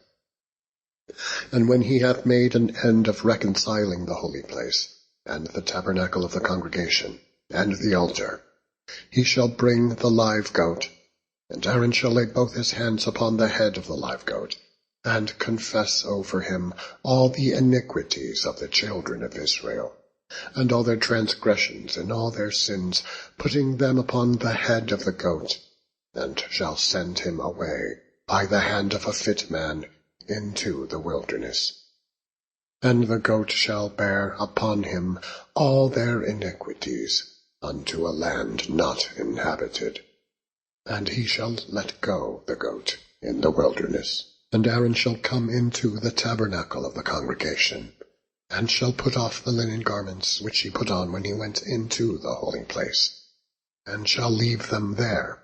And he shall wash his flesh with water in the holy place, and put on his garments, and come forth, and offer his burnt offering, and the burnt offering of the people, and make an atonement for himself, and for the people. And the fat of the sin offering shall he burn upon the altar. And he that let go the goat for the scapegoat shall wash his clothes, and bathe his flesh in water, and afterward come into the camp. And the bullock for the sin offering, and the goat for the sin offering, whose blood was brought in to make atonement in the holy place, shall one carry forth without the camp. And they shall burn in the fire their skins, and their flesh, and their tongue. And he that burneth them shall wash his clothes, and bathe his flesh in water, and afterward he shall come into the camp. And this shall be a statute for ever unto you, that in the 7th month, on the 10th day of the month, ye shall afflict your souls, and do no work at all, whether it be one of your own country, or a stranger that sojourneth among you. For on that day shall the priest make an atonement for you, to cleanse you, that ye may be clean from all your sins before the Lord. It shall be a Sabbath of rest unto you. And ye shall afflict your souls by a statute forever. And the priest whom he shall anoint, and whom he shall consecrate to minister in the priest's office in his father's stead, shall make the atonement, and shall put on the linen clothes, even the holy garments. And he shall make an atonement for the holy sanctuary, and he shall make an atonement for the tabernacle of the congregation, and for the altar, and he shall make an atonement for the priests, and for all the people of the congregation. And this shall be an everlasting statute unto you, to make an atonement for the children of Israel for all their sins once a year. And he did as the Lord commanded Moses. Chapter 17. And the Lord spake unto Moses, saying, Speak unto Aaron, and unto his sons, and unto all the children of Israel, and say unto them, This is the thing which the Lord hath commanded, saying, What man soever there be of the house of Israel, that killeth an ox, or lamb, or goat, in the camp, or that killeth it out of the camp, and bringeth it not unto the door of the tabernacle of the congregation, to offer an offering unto the Lord before the tabernacle of the Lord, blood shall be imputed unto that man. He hath shed blood, and that man shall be cut off from among his people.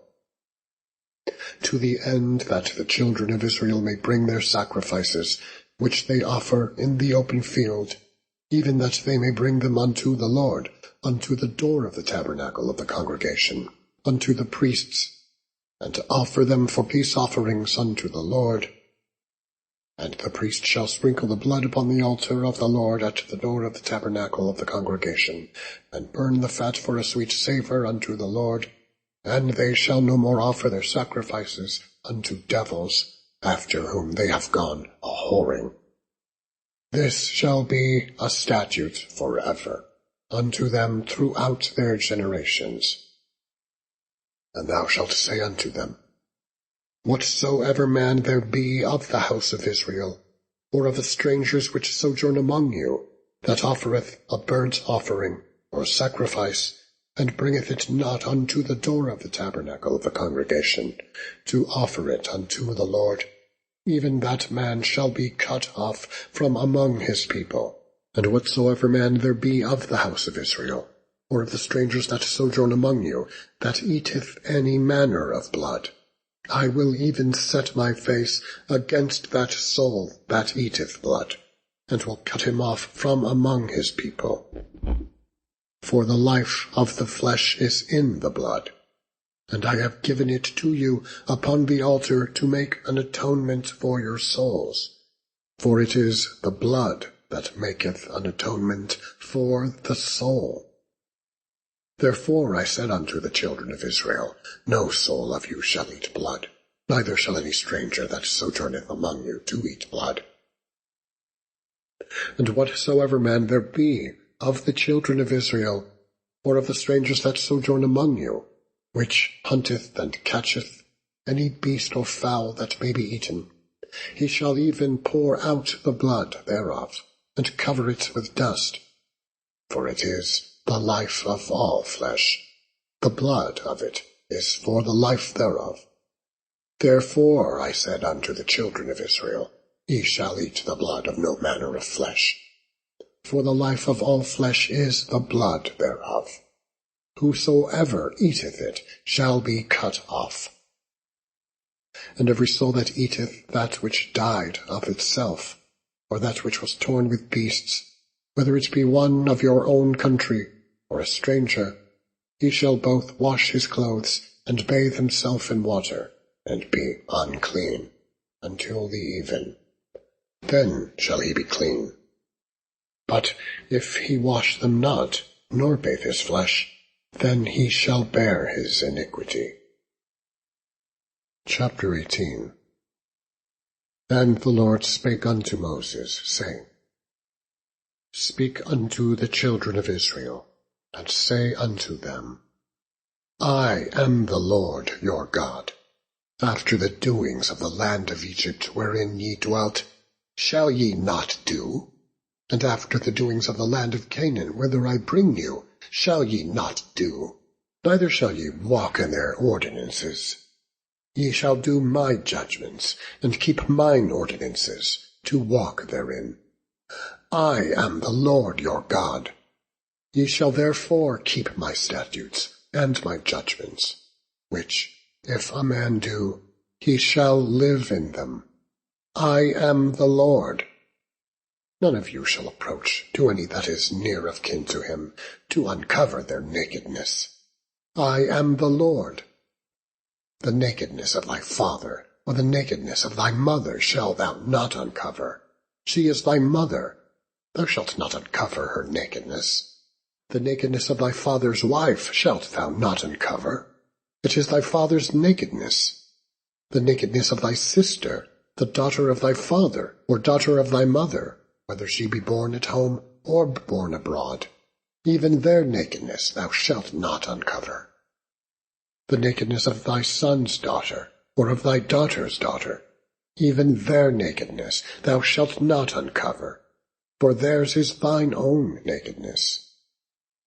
The nakedness of thy father's wife's daughter, begotten of thy father, she is thy sister. Thou shalt not uncover her nakedness. Thou shalt not uncover the nakedness of thy father's sister. She is thy father's near kinswoman. Thou shalt not uncover the nakedness of thy mother's sister, for she is thy mother's near kinswoman. Thou shalt not uncover the nakedness of thy father's brother. Thou shalt not approach to his wife. She is thine aunt. Thou shalt not uncover the nakedness of thy daughter-in-law. She is thy son's wife. Thou shalt not uncover her nakedness. Thou shalt not uncover the nakedness of thy brother's wife. It is thy brother's nakedness. Thou shalt not uncover the nakedness of a woman and her daughter. Neither shalt thou take her son's daughter, or her daughter's daughter, to uncover her nakedness, for they are her near kinswomen. It is wickedness.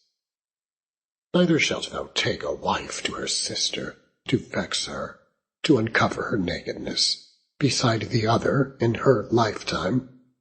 Also, thou shalt not approach unto a woman to uncover her nakedness, as long as she is put apart for her uncleanness.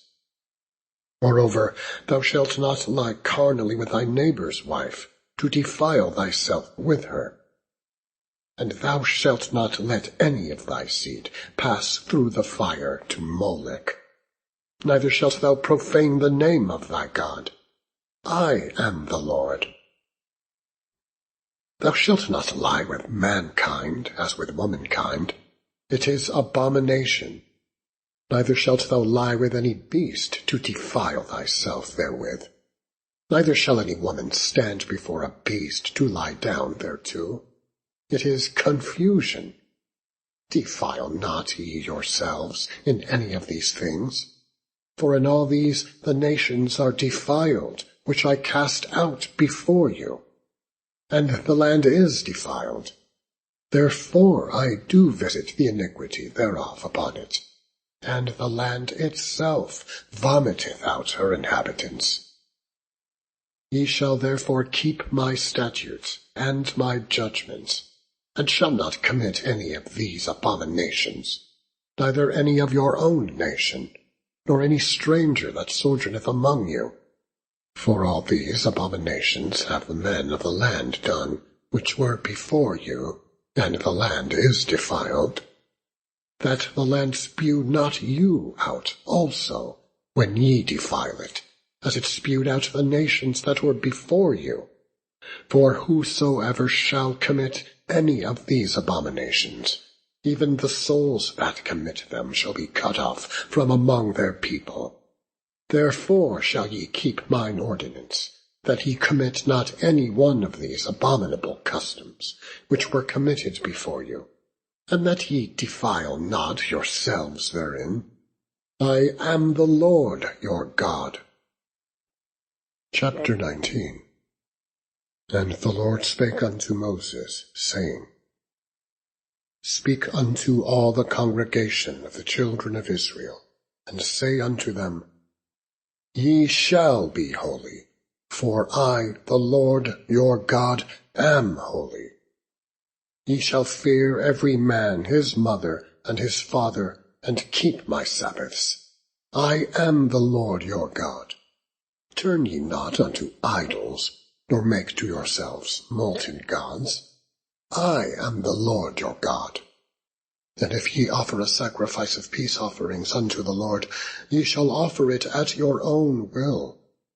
It shall be eaten the same day ye offer it, and on the morrow, and if aught remain until the third day, it shall be burnt in the fire. And if it be eaten at all on the third day, it is abominable. It shall not be accepted. Therefore every one that eateth it shall bear his iniquity, because he hath profaned the hallowed thing of the Lord, and that soul shall be cut off from among his people.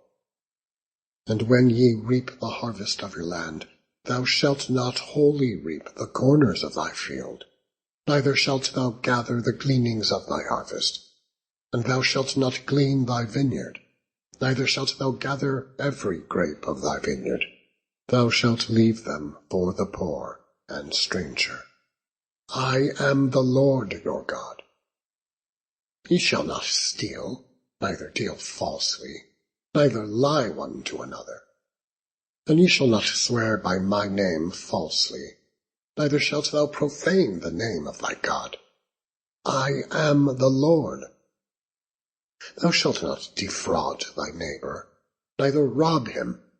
The wages of him that is hired shall not abide with thee all night until the morning. Thou shalt not curse the deaf, nor put a stumbling block before the blind, but shalt fear thy God. I am the Lord. Ye shall do no unrighteousness in judgment. Thou shalt not respect the person of the poor, nor honor the person of the mighty, but in righteousness shalt thou judge thy neighbor. Thou shalt not go up and down as a talebearer among thy people, neither shalt thou stand against the blood of thy neighbor. I am the Lord.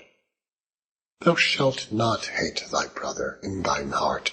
Thou shalt in any wise rebuke thy neighbor, and not suffer sin upon him. Thou shalt not avenge, nor bear any grudge against the children of thy people, but thou shalt love thy neighbor as thyself. I am the Lord. Ye shall keep my statutes. Thou shalt not let thy cattle gender with a diverse kind. Thou shalt not sow thy field with mingled seed, neither shall a garment mingled of linen and woolen come upon thee. And whosoever lieth carnally with a woman that is a bondmaid, betrothed to an husband, and not at all redeemed, nor freedom given her, she shall be scourged. They shall not be put to death, because she was not free. And he shall bring his trespass offering unto the Lord, unto the door of the tabernacle of the congregation, even a ram for a trespass offering. And the priest shall make an atonement for him with the ram of the trespass offering before the Lord for his sin which he hath done. And the sin which he hath done shall be forgiven him. And when ye shall come into the land, and shall have planted all manner of trees for food, then ye shall count the fruit thereof as uncircumcised. 3 years shall it be as uncircumcised unto you. it shall not be eaten of. But in the 4th year all the fruit thereof shall be holy, to praise the Lord withal. And in the 5th year shall ye eat of the fruit thereof, that it may yield unto you the increase thereof. I am the Lord your God. Ye shall not eat anything with the blood, neither shall ye use enchantment, nor observe times. Ye shall not round the corners of your heads, neither shalt thou mar the corners of thy beard. Ye shall not make any cuttings in your flesh for the dead, nor print any marks upon you. I am the Lord. Do not prostitute thy daughter, to cause her to be a whore, lest the land fall to whoredom, and the land become full of wickedness. Ye shall keep my Sabbaths, and reverence my sanctuary. I am the Lord. Regard not them that have familiar spirits, neither seek after wizards, to be defiled by them. I am the Lord your God. Thou shalt rise up before the hoary head, and honour the face of the old man, and fear thy God. I am the Lord. And if a stranger sojourn with thee in your land, ye shall not vex him. But the stranger that dwelleth with you shall be unto you as one born among you, and thou shalt love him as thyself. For ye were strangers in the land of Egypt. I am the Lord your God.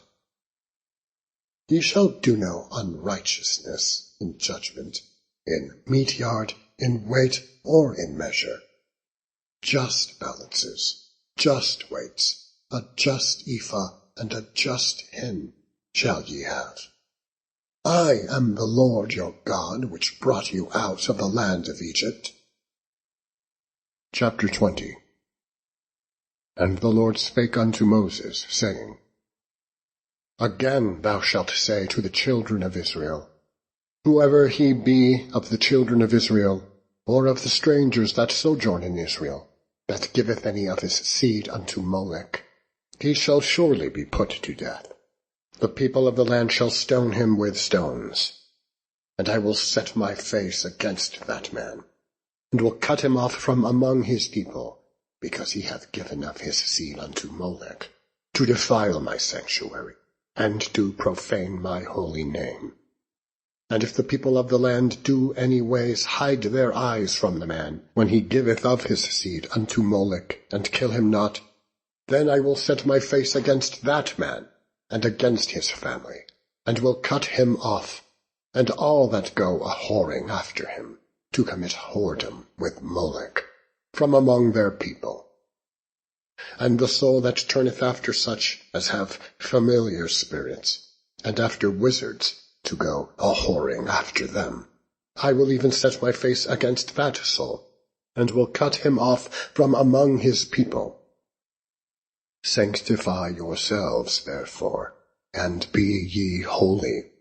For I am the Lord your God, and ye shall keep my statutes, and do them. I am the Lord which sanctify you. For every one that curseth his father or his mother shall surely be put to death. He hath cursed his father or his mother, his blood shall be upon him. And the man that committeth adultery with another man's wife, even he that committeth adultery with his neighbour's wife, the adulterer and the adulteress, shall surely be put to death. And the man that lieth with his father's wife hath uncovered his father's nakedness. Both of them shall surely be put to death. Their blood shall be upon them. And if a man lie with his daughter-in-law, both of them shall surely be put to death. They have wrought confusion. Their blood shall be upon them. If a man also lie with mankind, as he lieth with a woman, both of them have committed an abomination. They shall surely be put to death. Their blood shall be upon them. And if a man take a wife and her mother, it is wickedness.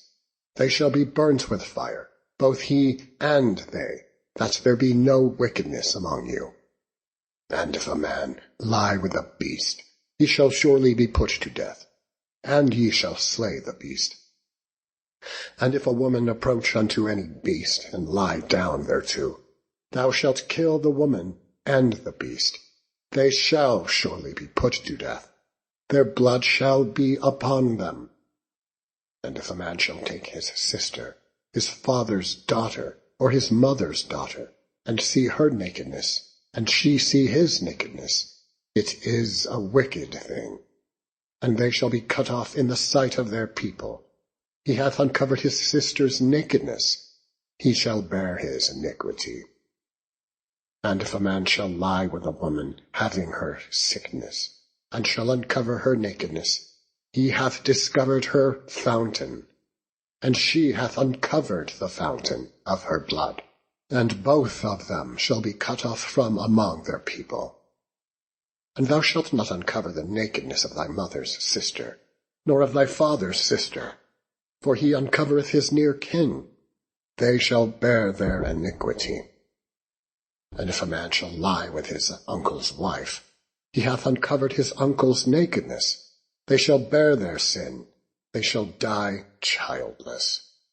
And if a man shall take his brother's wife, it is an unclean thing.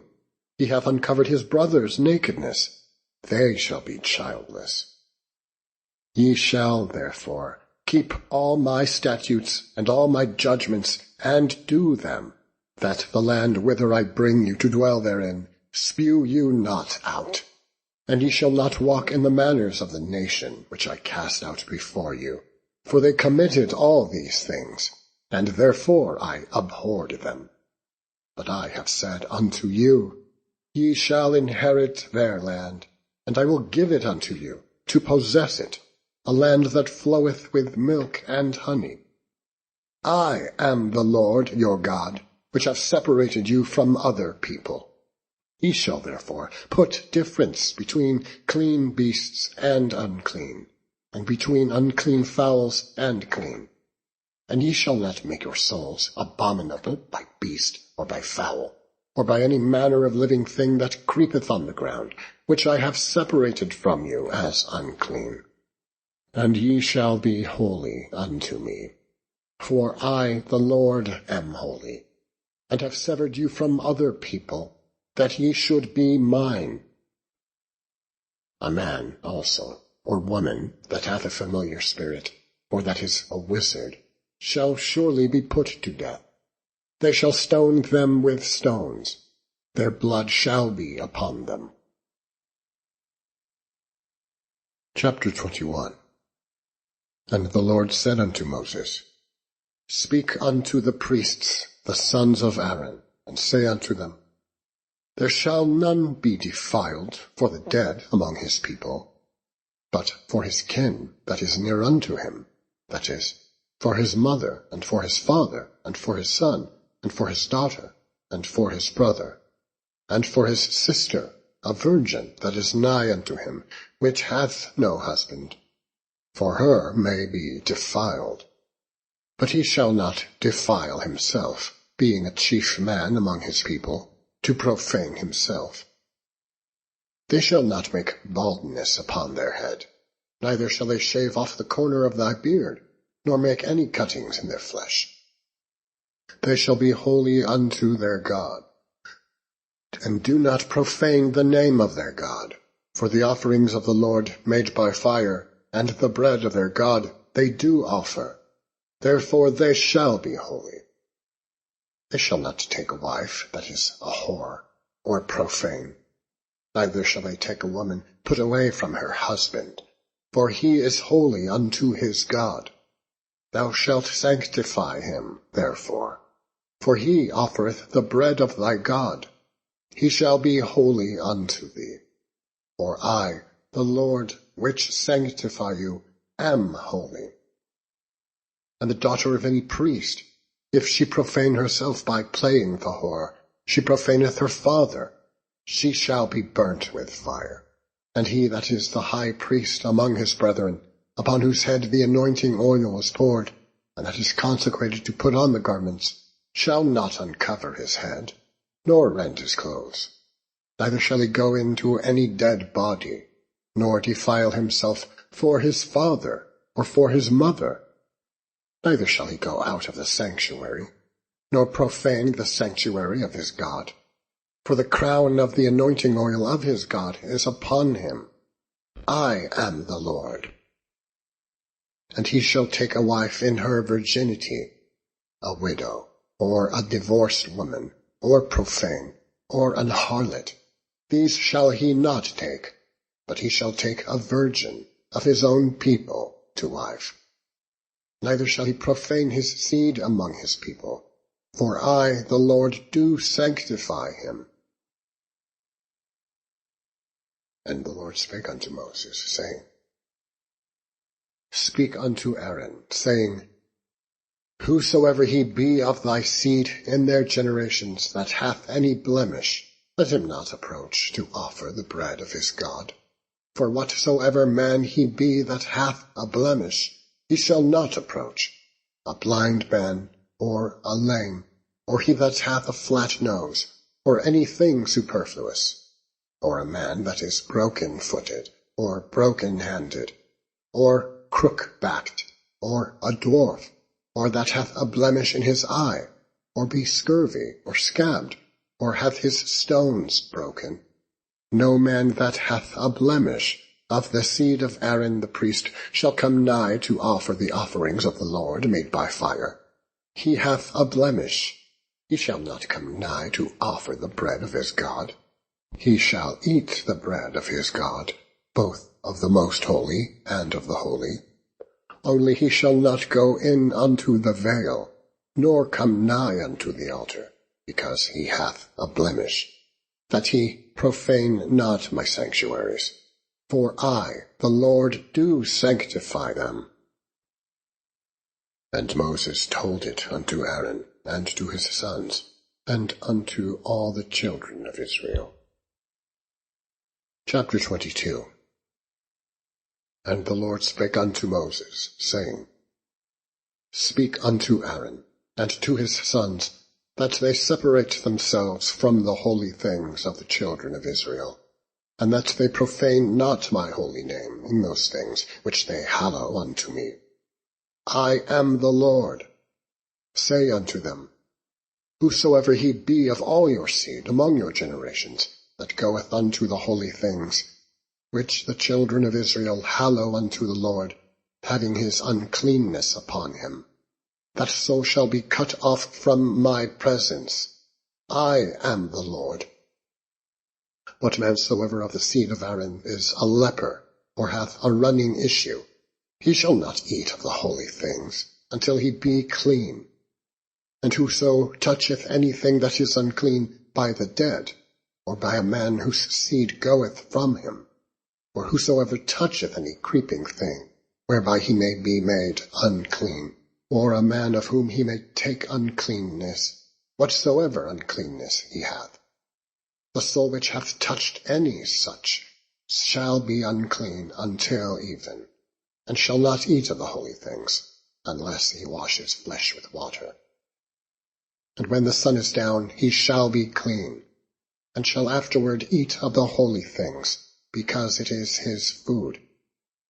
That which dieth of itself, or is torn with beasts, he shall not eat to defile himself therewith. I am the Lord. They shall therefore keep mine ordinance, lest they bear sin for it, and die therefore if they profane it. I, the Lord, do sanctify them. There shall no stranger eat of the holy thing. A sojourner of the priest, or an hired servant, shall not eat of the holy thing. But if the priest buy any soul with his money, he shall eat of it, and he that is born in his house, they shall eat of his meat. If the priest's daughter also be married unto a stranger, she may not eat of an offering of the holy things. But if the priest's daughter be a widow, or divorced, or have no child, and is returned unto her father's house, as in her youth, she shall eat of her father's meat, and there shall be no stranger eat thereof. And if a man eat of the holy thing unwittingly, then he shall put the 5th part thereof unto it, and shall give it unto the priest with the holy thing. And they shall not profane the holy things of the children of Israel, which they offer unto the Lord, or suffer them to bear the iniquity of trespass, when they eat their holy things. For I, the Lord, do sanctify them. And the Lord spake unto Moses, saying, Speak unto Aaron, and to his sons, and unto all the children of Israel, and say unto them, Whatsoever he be of the house of Israel, or of the strangers in Israel, that will offer his oblation for all his vows, and for all his freewill offerings, which they will offer unto the Lord for a burnt offering, ye shall offer at your own will, a male without blemish, of the beeves, of the sheep, or of the goats. But whatsoever hath a blemish, that shall ye not offer, for it shall not be acceptable for you. And whosoever offereth a sacrifice of peace offerings unto the Lord, to accomplish his vow, or a freewill offering in beeves or sheep, it shall be perfect to be accepted. There shall be no blemish therein. Blind, or broken, or maimed, or having a wen, or scurvy, or scabbed, ye shall not offer these unto the Lord, nor make an offering by fire of them upon the altar unto the Lord. Either a bullock or a lamb that hath anything superfluous or lacking in his parts, that mayest thou offer for a free will offering, but for a vow it shall not be accepted. Ye shall not offer unto the Lord that which is bruised, or crushed, or broken, or cut. Neither shall ye make any offering thereof in your land. Neither from a stranger's hand shall ye offer the bread of your God of any of these, because their corruption is in them, and blemishes be in them. They shall not be accepted for you. And the Lord spake unto Moses, saying, When a bullock, or a sheep, or a goat is brought forth, then it shall be 7 days under the dame. And from the 8th day, and thenceforth it shall be accepted for an offering made by fire unto the Lord. And whether it be cow or ewe, ye shall not kill it, and her young, both in 1 day. And when ye will offer a sacrifice of thanksgiving unto the Lord, offer it at your own will. On the same day it shall be eaten up. Ye shall leave none of it until the morrow. I am the Lord. Therefore shall ye keep my commandments, and do them. I am the Lord. Neither shall ye profane my holy name, but I will be hallowed among the children of Israel. I am the Lord which hallow you, that brought you out of the land of Egypt, to be your God. I am the Lord. Chapter 23. And the Lord spake unto Moses, saying, Speak unto the children of Israel, and say unto them, Concerning the feasts of the Lord, which ye shall proclaim to be holy convocations, even these are my feasts. 6 days shall work be done, but the 7th day is the Sabbath of rest, an holy convocation. Ye shall do no work therein. It is the Sabbath of the Lord in all your dwellings. These are the feasts of the Lord, even holy convocations, which ye shall proclaim in their seasons. In the 14th day of the 1st month, at even, is the Lord's Passover.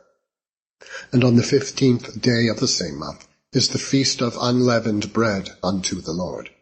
7 days ye must eat unleavened bread. In the 1st day ye shall have an holy convocation. Ye shall do no servile work therein, but ye shall offer an offering made by fire unto the Lord 7 days. In the 7th day is an holy convocation. Ye shall do no servile work therein.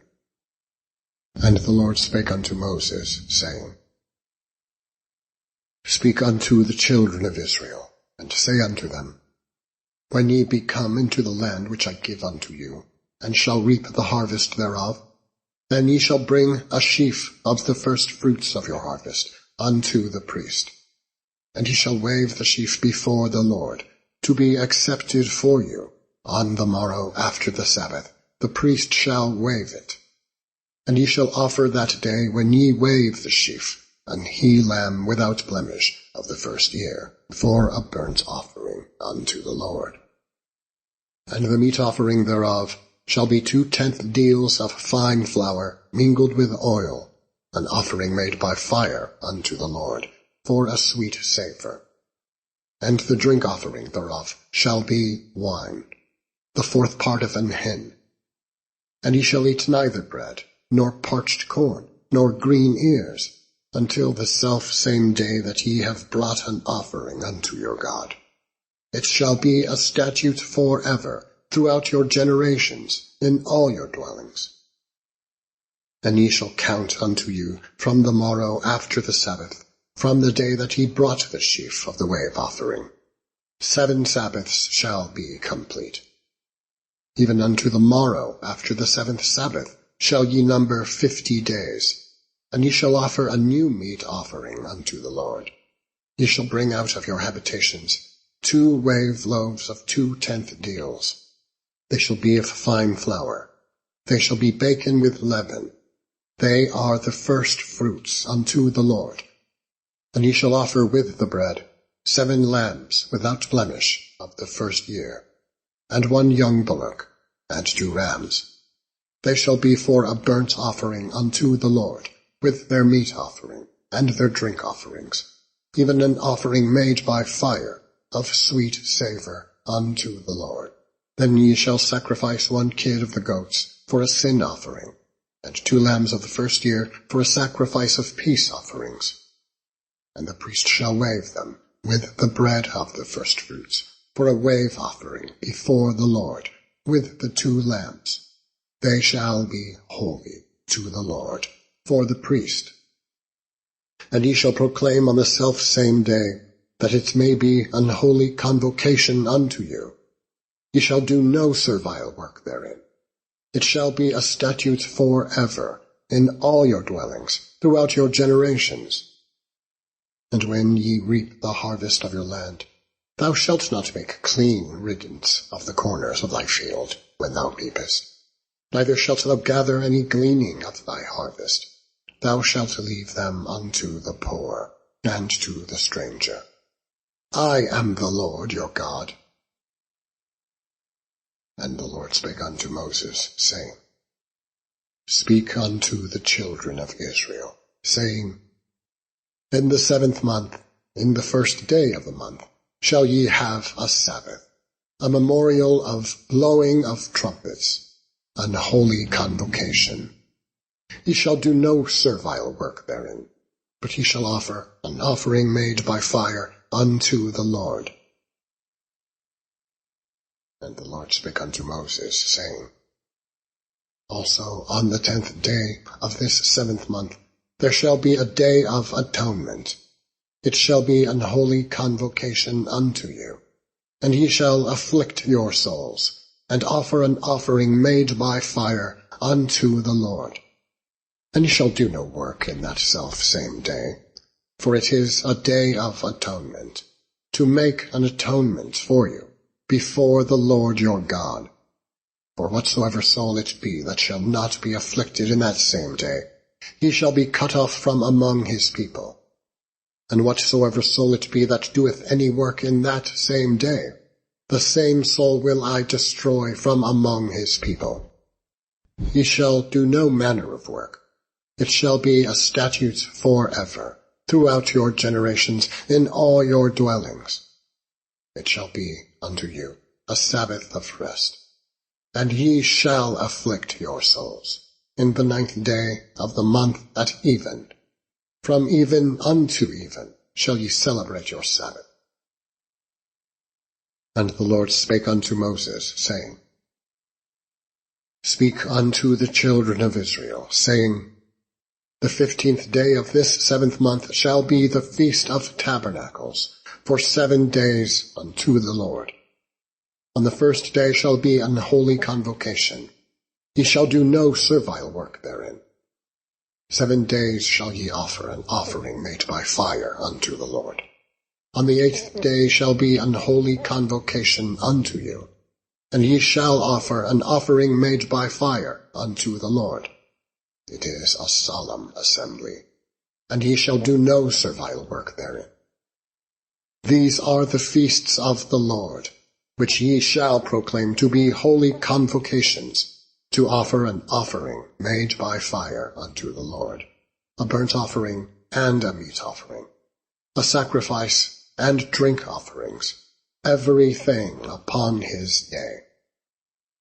Beside the Sabbaths of the Lord, and beside your gifts, and beside all your vows, and beside all your freewill offerings, which ye give unto the Lord, also in the 15th day of the 7th month, when ye have gathered in the fruit of the land, ye shall keep a feast unto the Lord 7 days. On the 1st day shall be a Sabbath, and on the 8th day shall be a Sabbath. And ye shall take you on the 1st day the boughs of goodly trees, branches of palm trees, and the boughs of thick trees, and willows of the brook. And ye shall rejoice before the Lord your God 7 days. And ye shall keep it a feast unto the Lord 7 days in the year. It shall be a statute forever in your generations. Ye shall celebrate it in the 7th month. Ye shall dwell in booths 7 days. All that are Israelites born shall dwell in booths, that your generations may know that I made the children of Israel to dwell in booths when I brought them out of the land of Egypt. I am the Lord your God. And Moses declared unto the children of Israel the feasts of the Lord. Chapter 24. And the Lord spake unto Moses, saying, Command the children of Israel that they bring unto thee pure oil olive, beaten for the light, to cause the lamps to burn continually. Without the veil of the testimony, in the tabernacle of the congregation, shall Aaron order it from the evening unto the morning before the Lord continually. It shall be a statute forever in your generations. Ye shall order the lamps upon the pure candlestick before the Lord continually. And thou shalt take fine flour, and bake 12 cakes thereof. 2/10 deals shall be in 1 cake. And thou shalt set them in 2 rows, 6 on a row, upon the pure table before the Lord. And thou shalt put pure frankincense upon each row, that it may be on the bread for a memorial, even an offering made by fire unto the Lord. Every Sabbath ye shall set it in order before the Lord continually, being taken from the children of Israel by an everlasting covenant. And it shall be Aaron's and his sons, and they shall eat it in the holy place. For it is most holy unto him of the offerings of the Lord, made by fire, by a perpetual statute. And the son of an Israelitish woman, whose father was an Egyptian, went out among the children of Israel. And this son of the Israelitish woman and a man of Israel strove together in the camp, and the Israelitish woman's son blasphemed the name of the Lord, and cursed. And they brought him unto Moses. And his mother's name was Shelomith, the daughter of Dibri, of the tribe of Dan. And they put him in ward, that the mind of the Lord might be shewed them. And the Lord spake unto Moses, saying, Bring forth him that hath cursed without the camp, and let all that heard him lay their hands upon his head, and let all the congregation stone him. And thou shalt speak unto the children of Israel, saying, Whosoever curseth his God shall bear his sin. And he that blasphemeth the name of the Lord, he shall surely be put to death, and all the congregation shall certainly stone him, as well the stranger, as he that is born in the land, when he blasphemeth the name of the Lord, shall be put to death. And he that killeth any man shall surely be put to death. And he that killeth a beast shall make it good, beast for beast. And if a man cause a blemish in his neighbour, as he hath done, so shall it be done to him. Breach for breach, eye for eye, tooth for tooth. As he hath caused a blemish in a man, so shall it be done to him again. And he that killeth a beast, he shall restore it. And he that killeth a man, he shall be put to death. Ye shall have one manner of law, as well for the stranger as for one of your own country, for I am the Lord your God. And Moses spake to the children of Israel, that they should bring forth him that had cursed out of the camp, and stone him with stones. And the children of Israel did, as the Lord commanded Moses. And the Lord spake unto Moses in Mount Sinai, saying, Speak unto the children of Israel, and say unto them, When ye come into the land which I give you, then shall the land keep a Sabbath unto the Lord.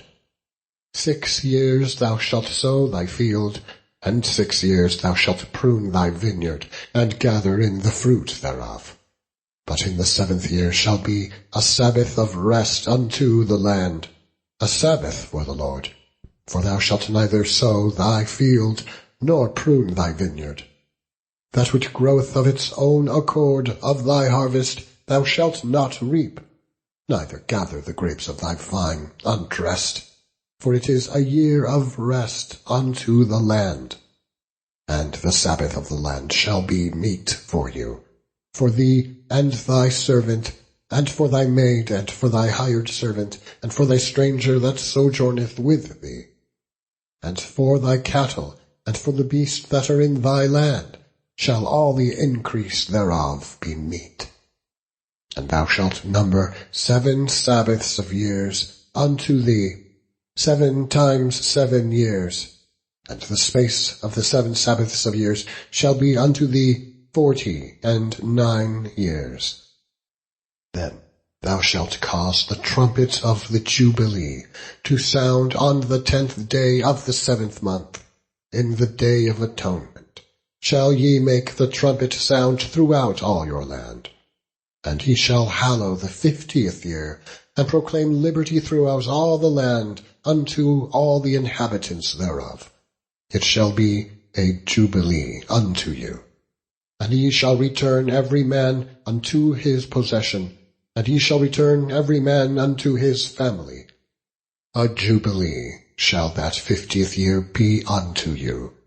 Ye shall not sow, neither reap that which groweth of itself in it, nor gather the grapes in it of thy vine undressed. For it is the Jubilee, it shall be holy unto you. Ye shall eat the increase thereof out of the field. In the year of this Jubilee ye shall return every man unto his possession.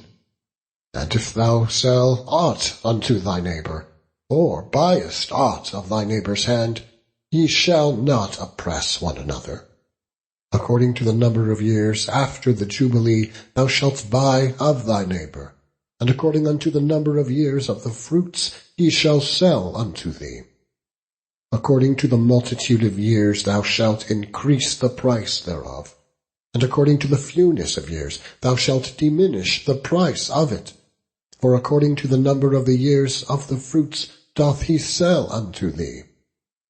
Ye shall not therefore oppress one another, but thou shalt fear thy God, for I am the Lord your God. Wherefore ye shall do my statutes, and keep my judgments, and do them. And ye shall dwell in the land in safety, and the land shall yield her fruit, and ye shall eat your fill, and dwell therein, in safety. And if ye shall say, What shall we eat the 7th year? Behold, we shall not sow, nor gather in our increase. Then I will command my blessing upon you in the 6th year, and it shall bring forth fruit for 3 years. And ye shall sow the 8th year, and eat yet of old fruit until the 9th year. Until her fruits come in, ye shall eat of the old store. The land shall not be sold forever, for the land is mine.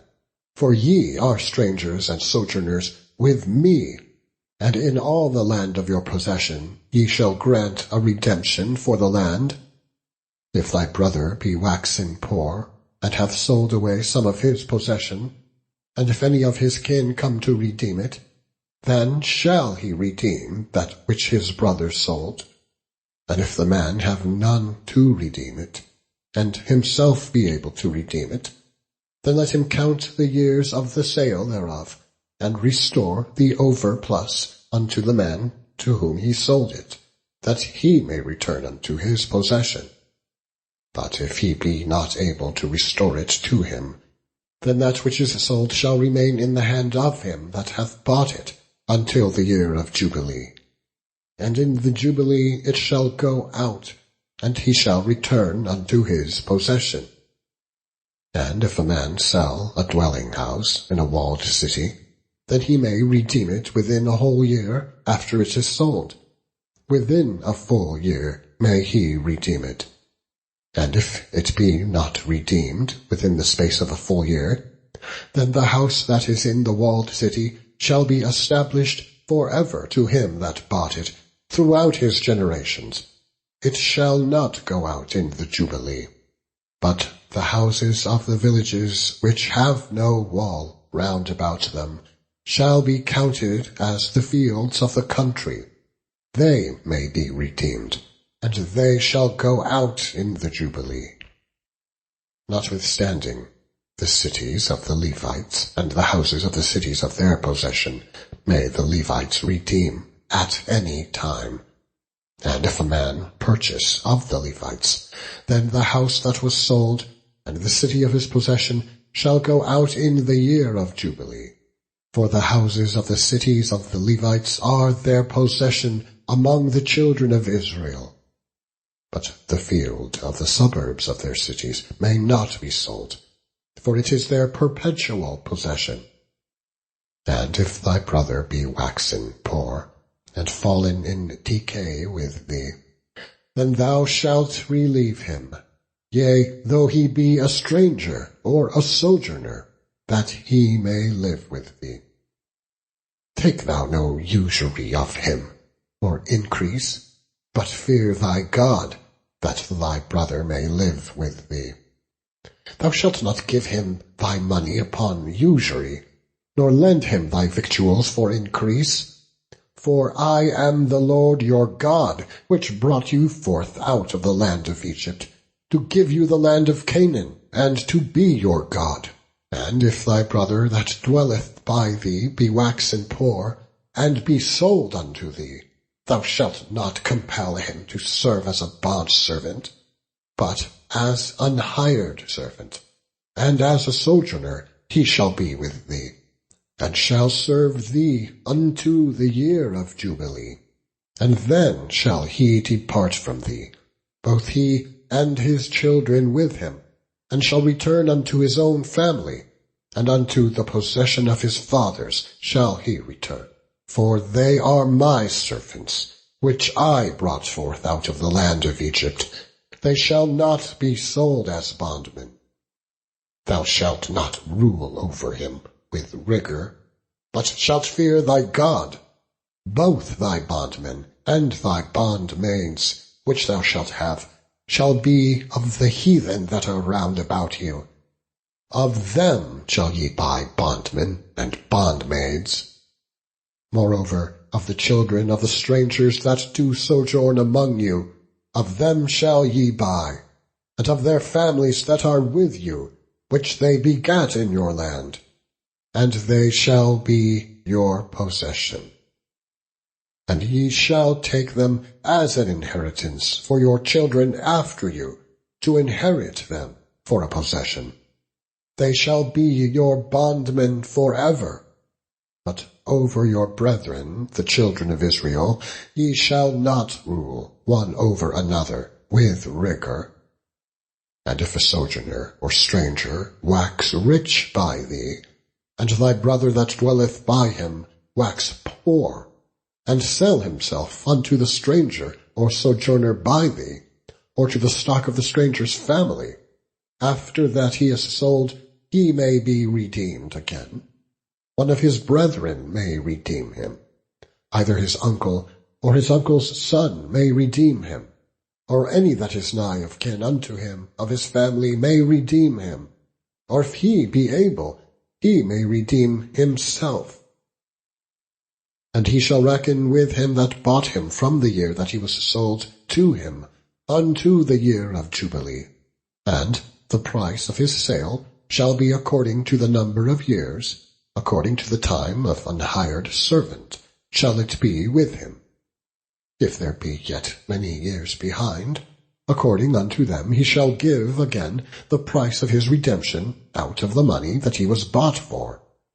And if there remain but few years unto the year of Jubilee, then he shall count with him, and according unto his years shall he give him again the price of his redemption. And as a yearly hired servant shall he be with him, and the other shall not rule with vigor over him in thy sight. And if he be not redeemed in these years, then he shall go out in the year of Jubilee, both he and his children with him. For unto me the children of Israel are servants, they are my servants, whom I brought forth out of the land of Egypt. I am the Lord, your God. Chapter 26. He shall make you no idols, nor graven image, neither rear you up a standing image, neither shall ye set up any image of stone in your land, to bow down unto it. For I am the Lord your God. Ye shall keep my Sabbaths, and reverence my sanctuary. I am the Lord. If ye walk in my statutes, and keep my commandments, and do them, then I will give you rain in due season, and the land shall yield her increase, and the trees of the field shall yield their fruit. And your threshing shall reach unto the vintage, and the vintage shall reach unto the sowing time.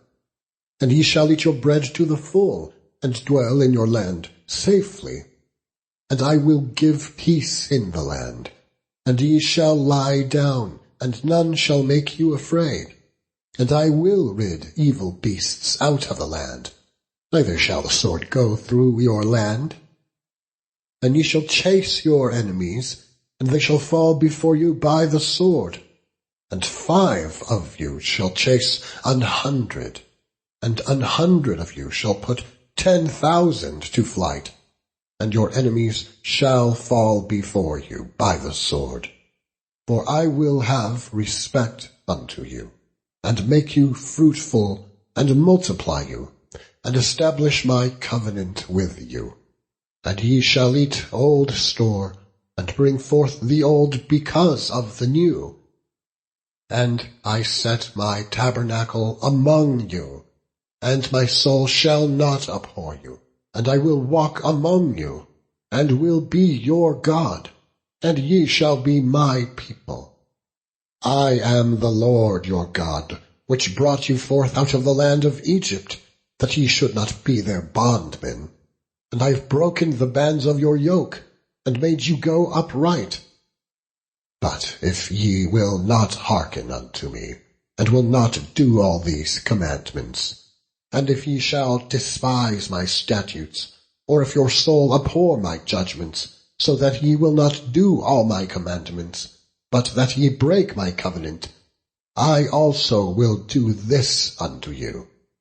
I will even appoint over you terror, consumption, and the burning ague, that shall consume the eyes, and cause sorrow of heart. And ye shall sow your seed in vain, for your enemies shall eat it. And I will set my face against you, and ye shall be slain before your enemies. They that hate you shall reign over you, and ye shall flee when none pursueth you. And if ye will not yet for all this hearken unto me, then I will punish you 7 times more for your sins.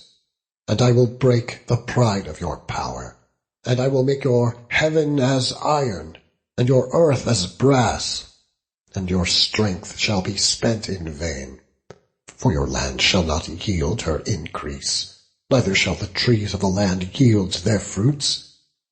And if ye walk contrary unto me, and will not hearken unto me, I will bring 7 times more plagues upon you, according to your sins. I will also send wild beasts among you, which shall rob you of your children, and destroy your cattle, and make you few in number. And your highways shall be desolate. And if ye will not be reformed by me by these things, but will walk contrary unto me, then will I also walk contrary unto you, and will punish you yet 7 times for your sin. And I will bring a sword upon you, that shall avenge the quarrel of my covenant. And when ye are gathered together within your cities, I will send the pestilence among you, and ye shall be delivered into the hands of the enemy.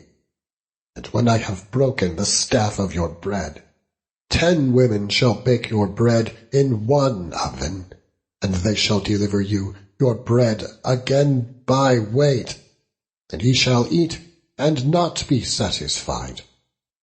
And if ye will not, for all this, hearken unto me, but walk contrary unto me, then I will walk contrary unto you also in fury, and I, even I, will chastise you 7 times for your sins. And ye shall eat the flesh of your sons, and the flesh of your daughters shall ye eat.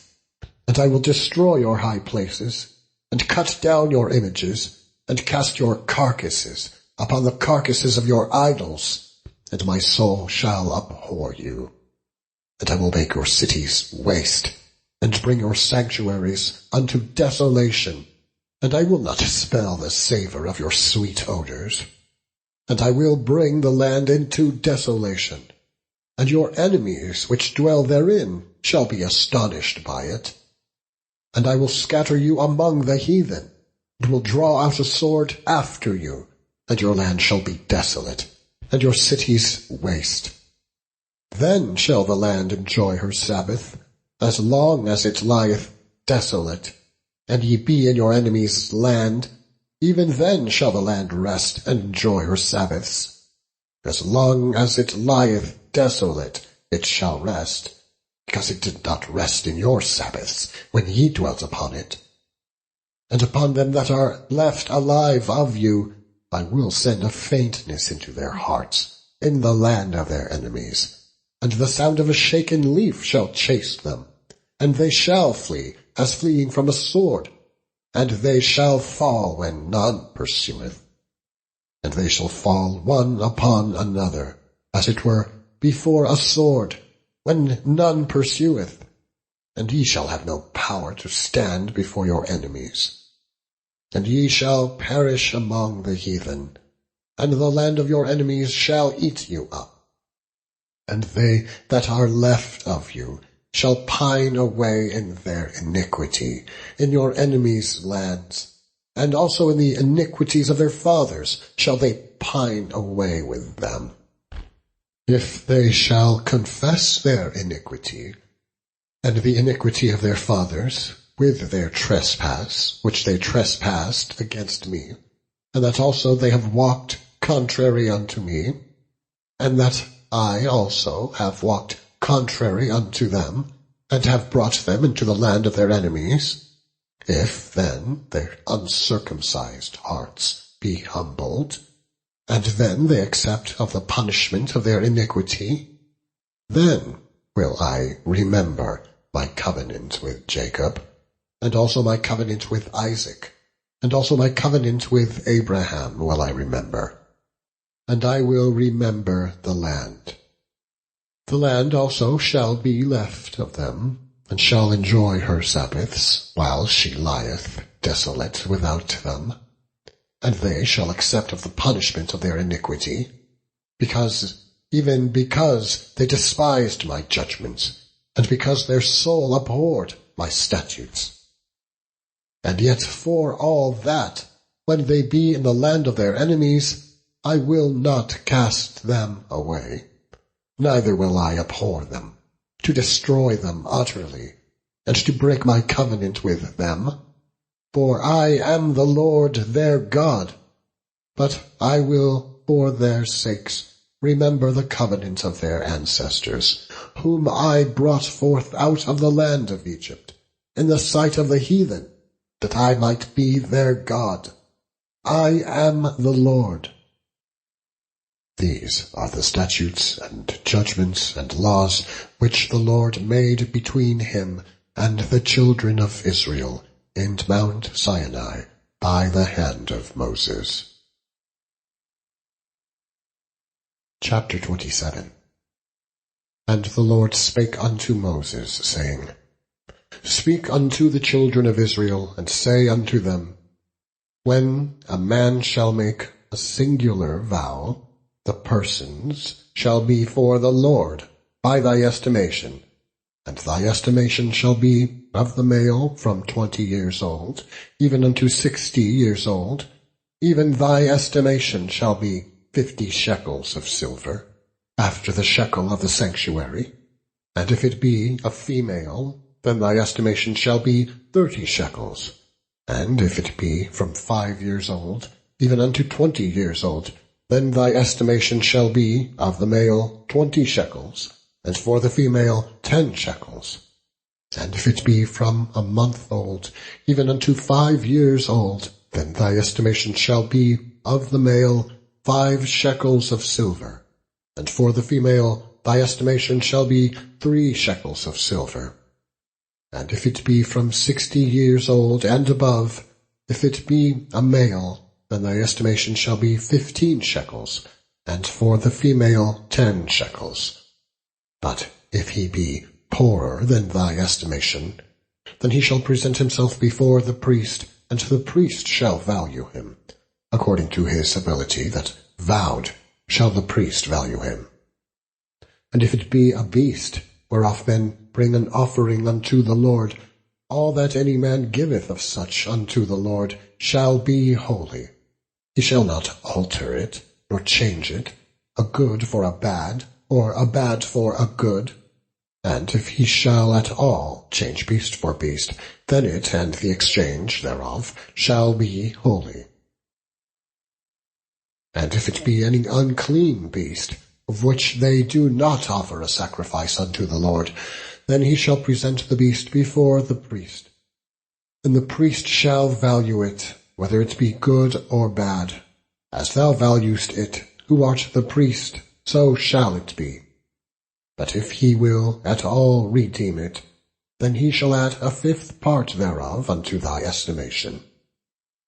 And when a man shall sanctify his house to be holy unto the Lord, then the priest shall estimate it, whether it be good or bad. As the priest shall estimate it, so shall it stand.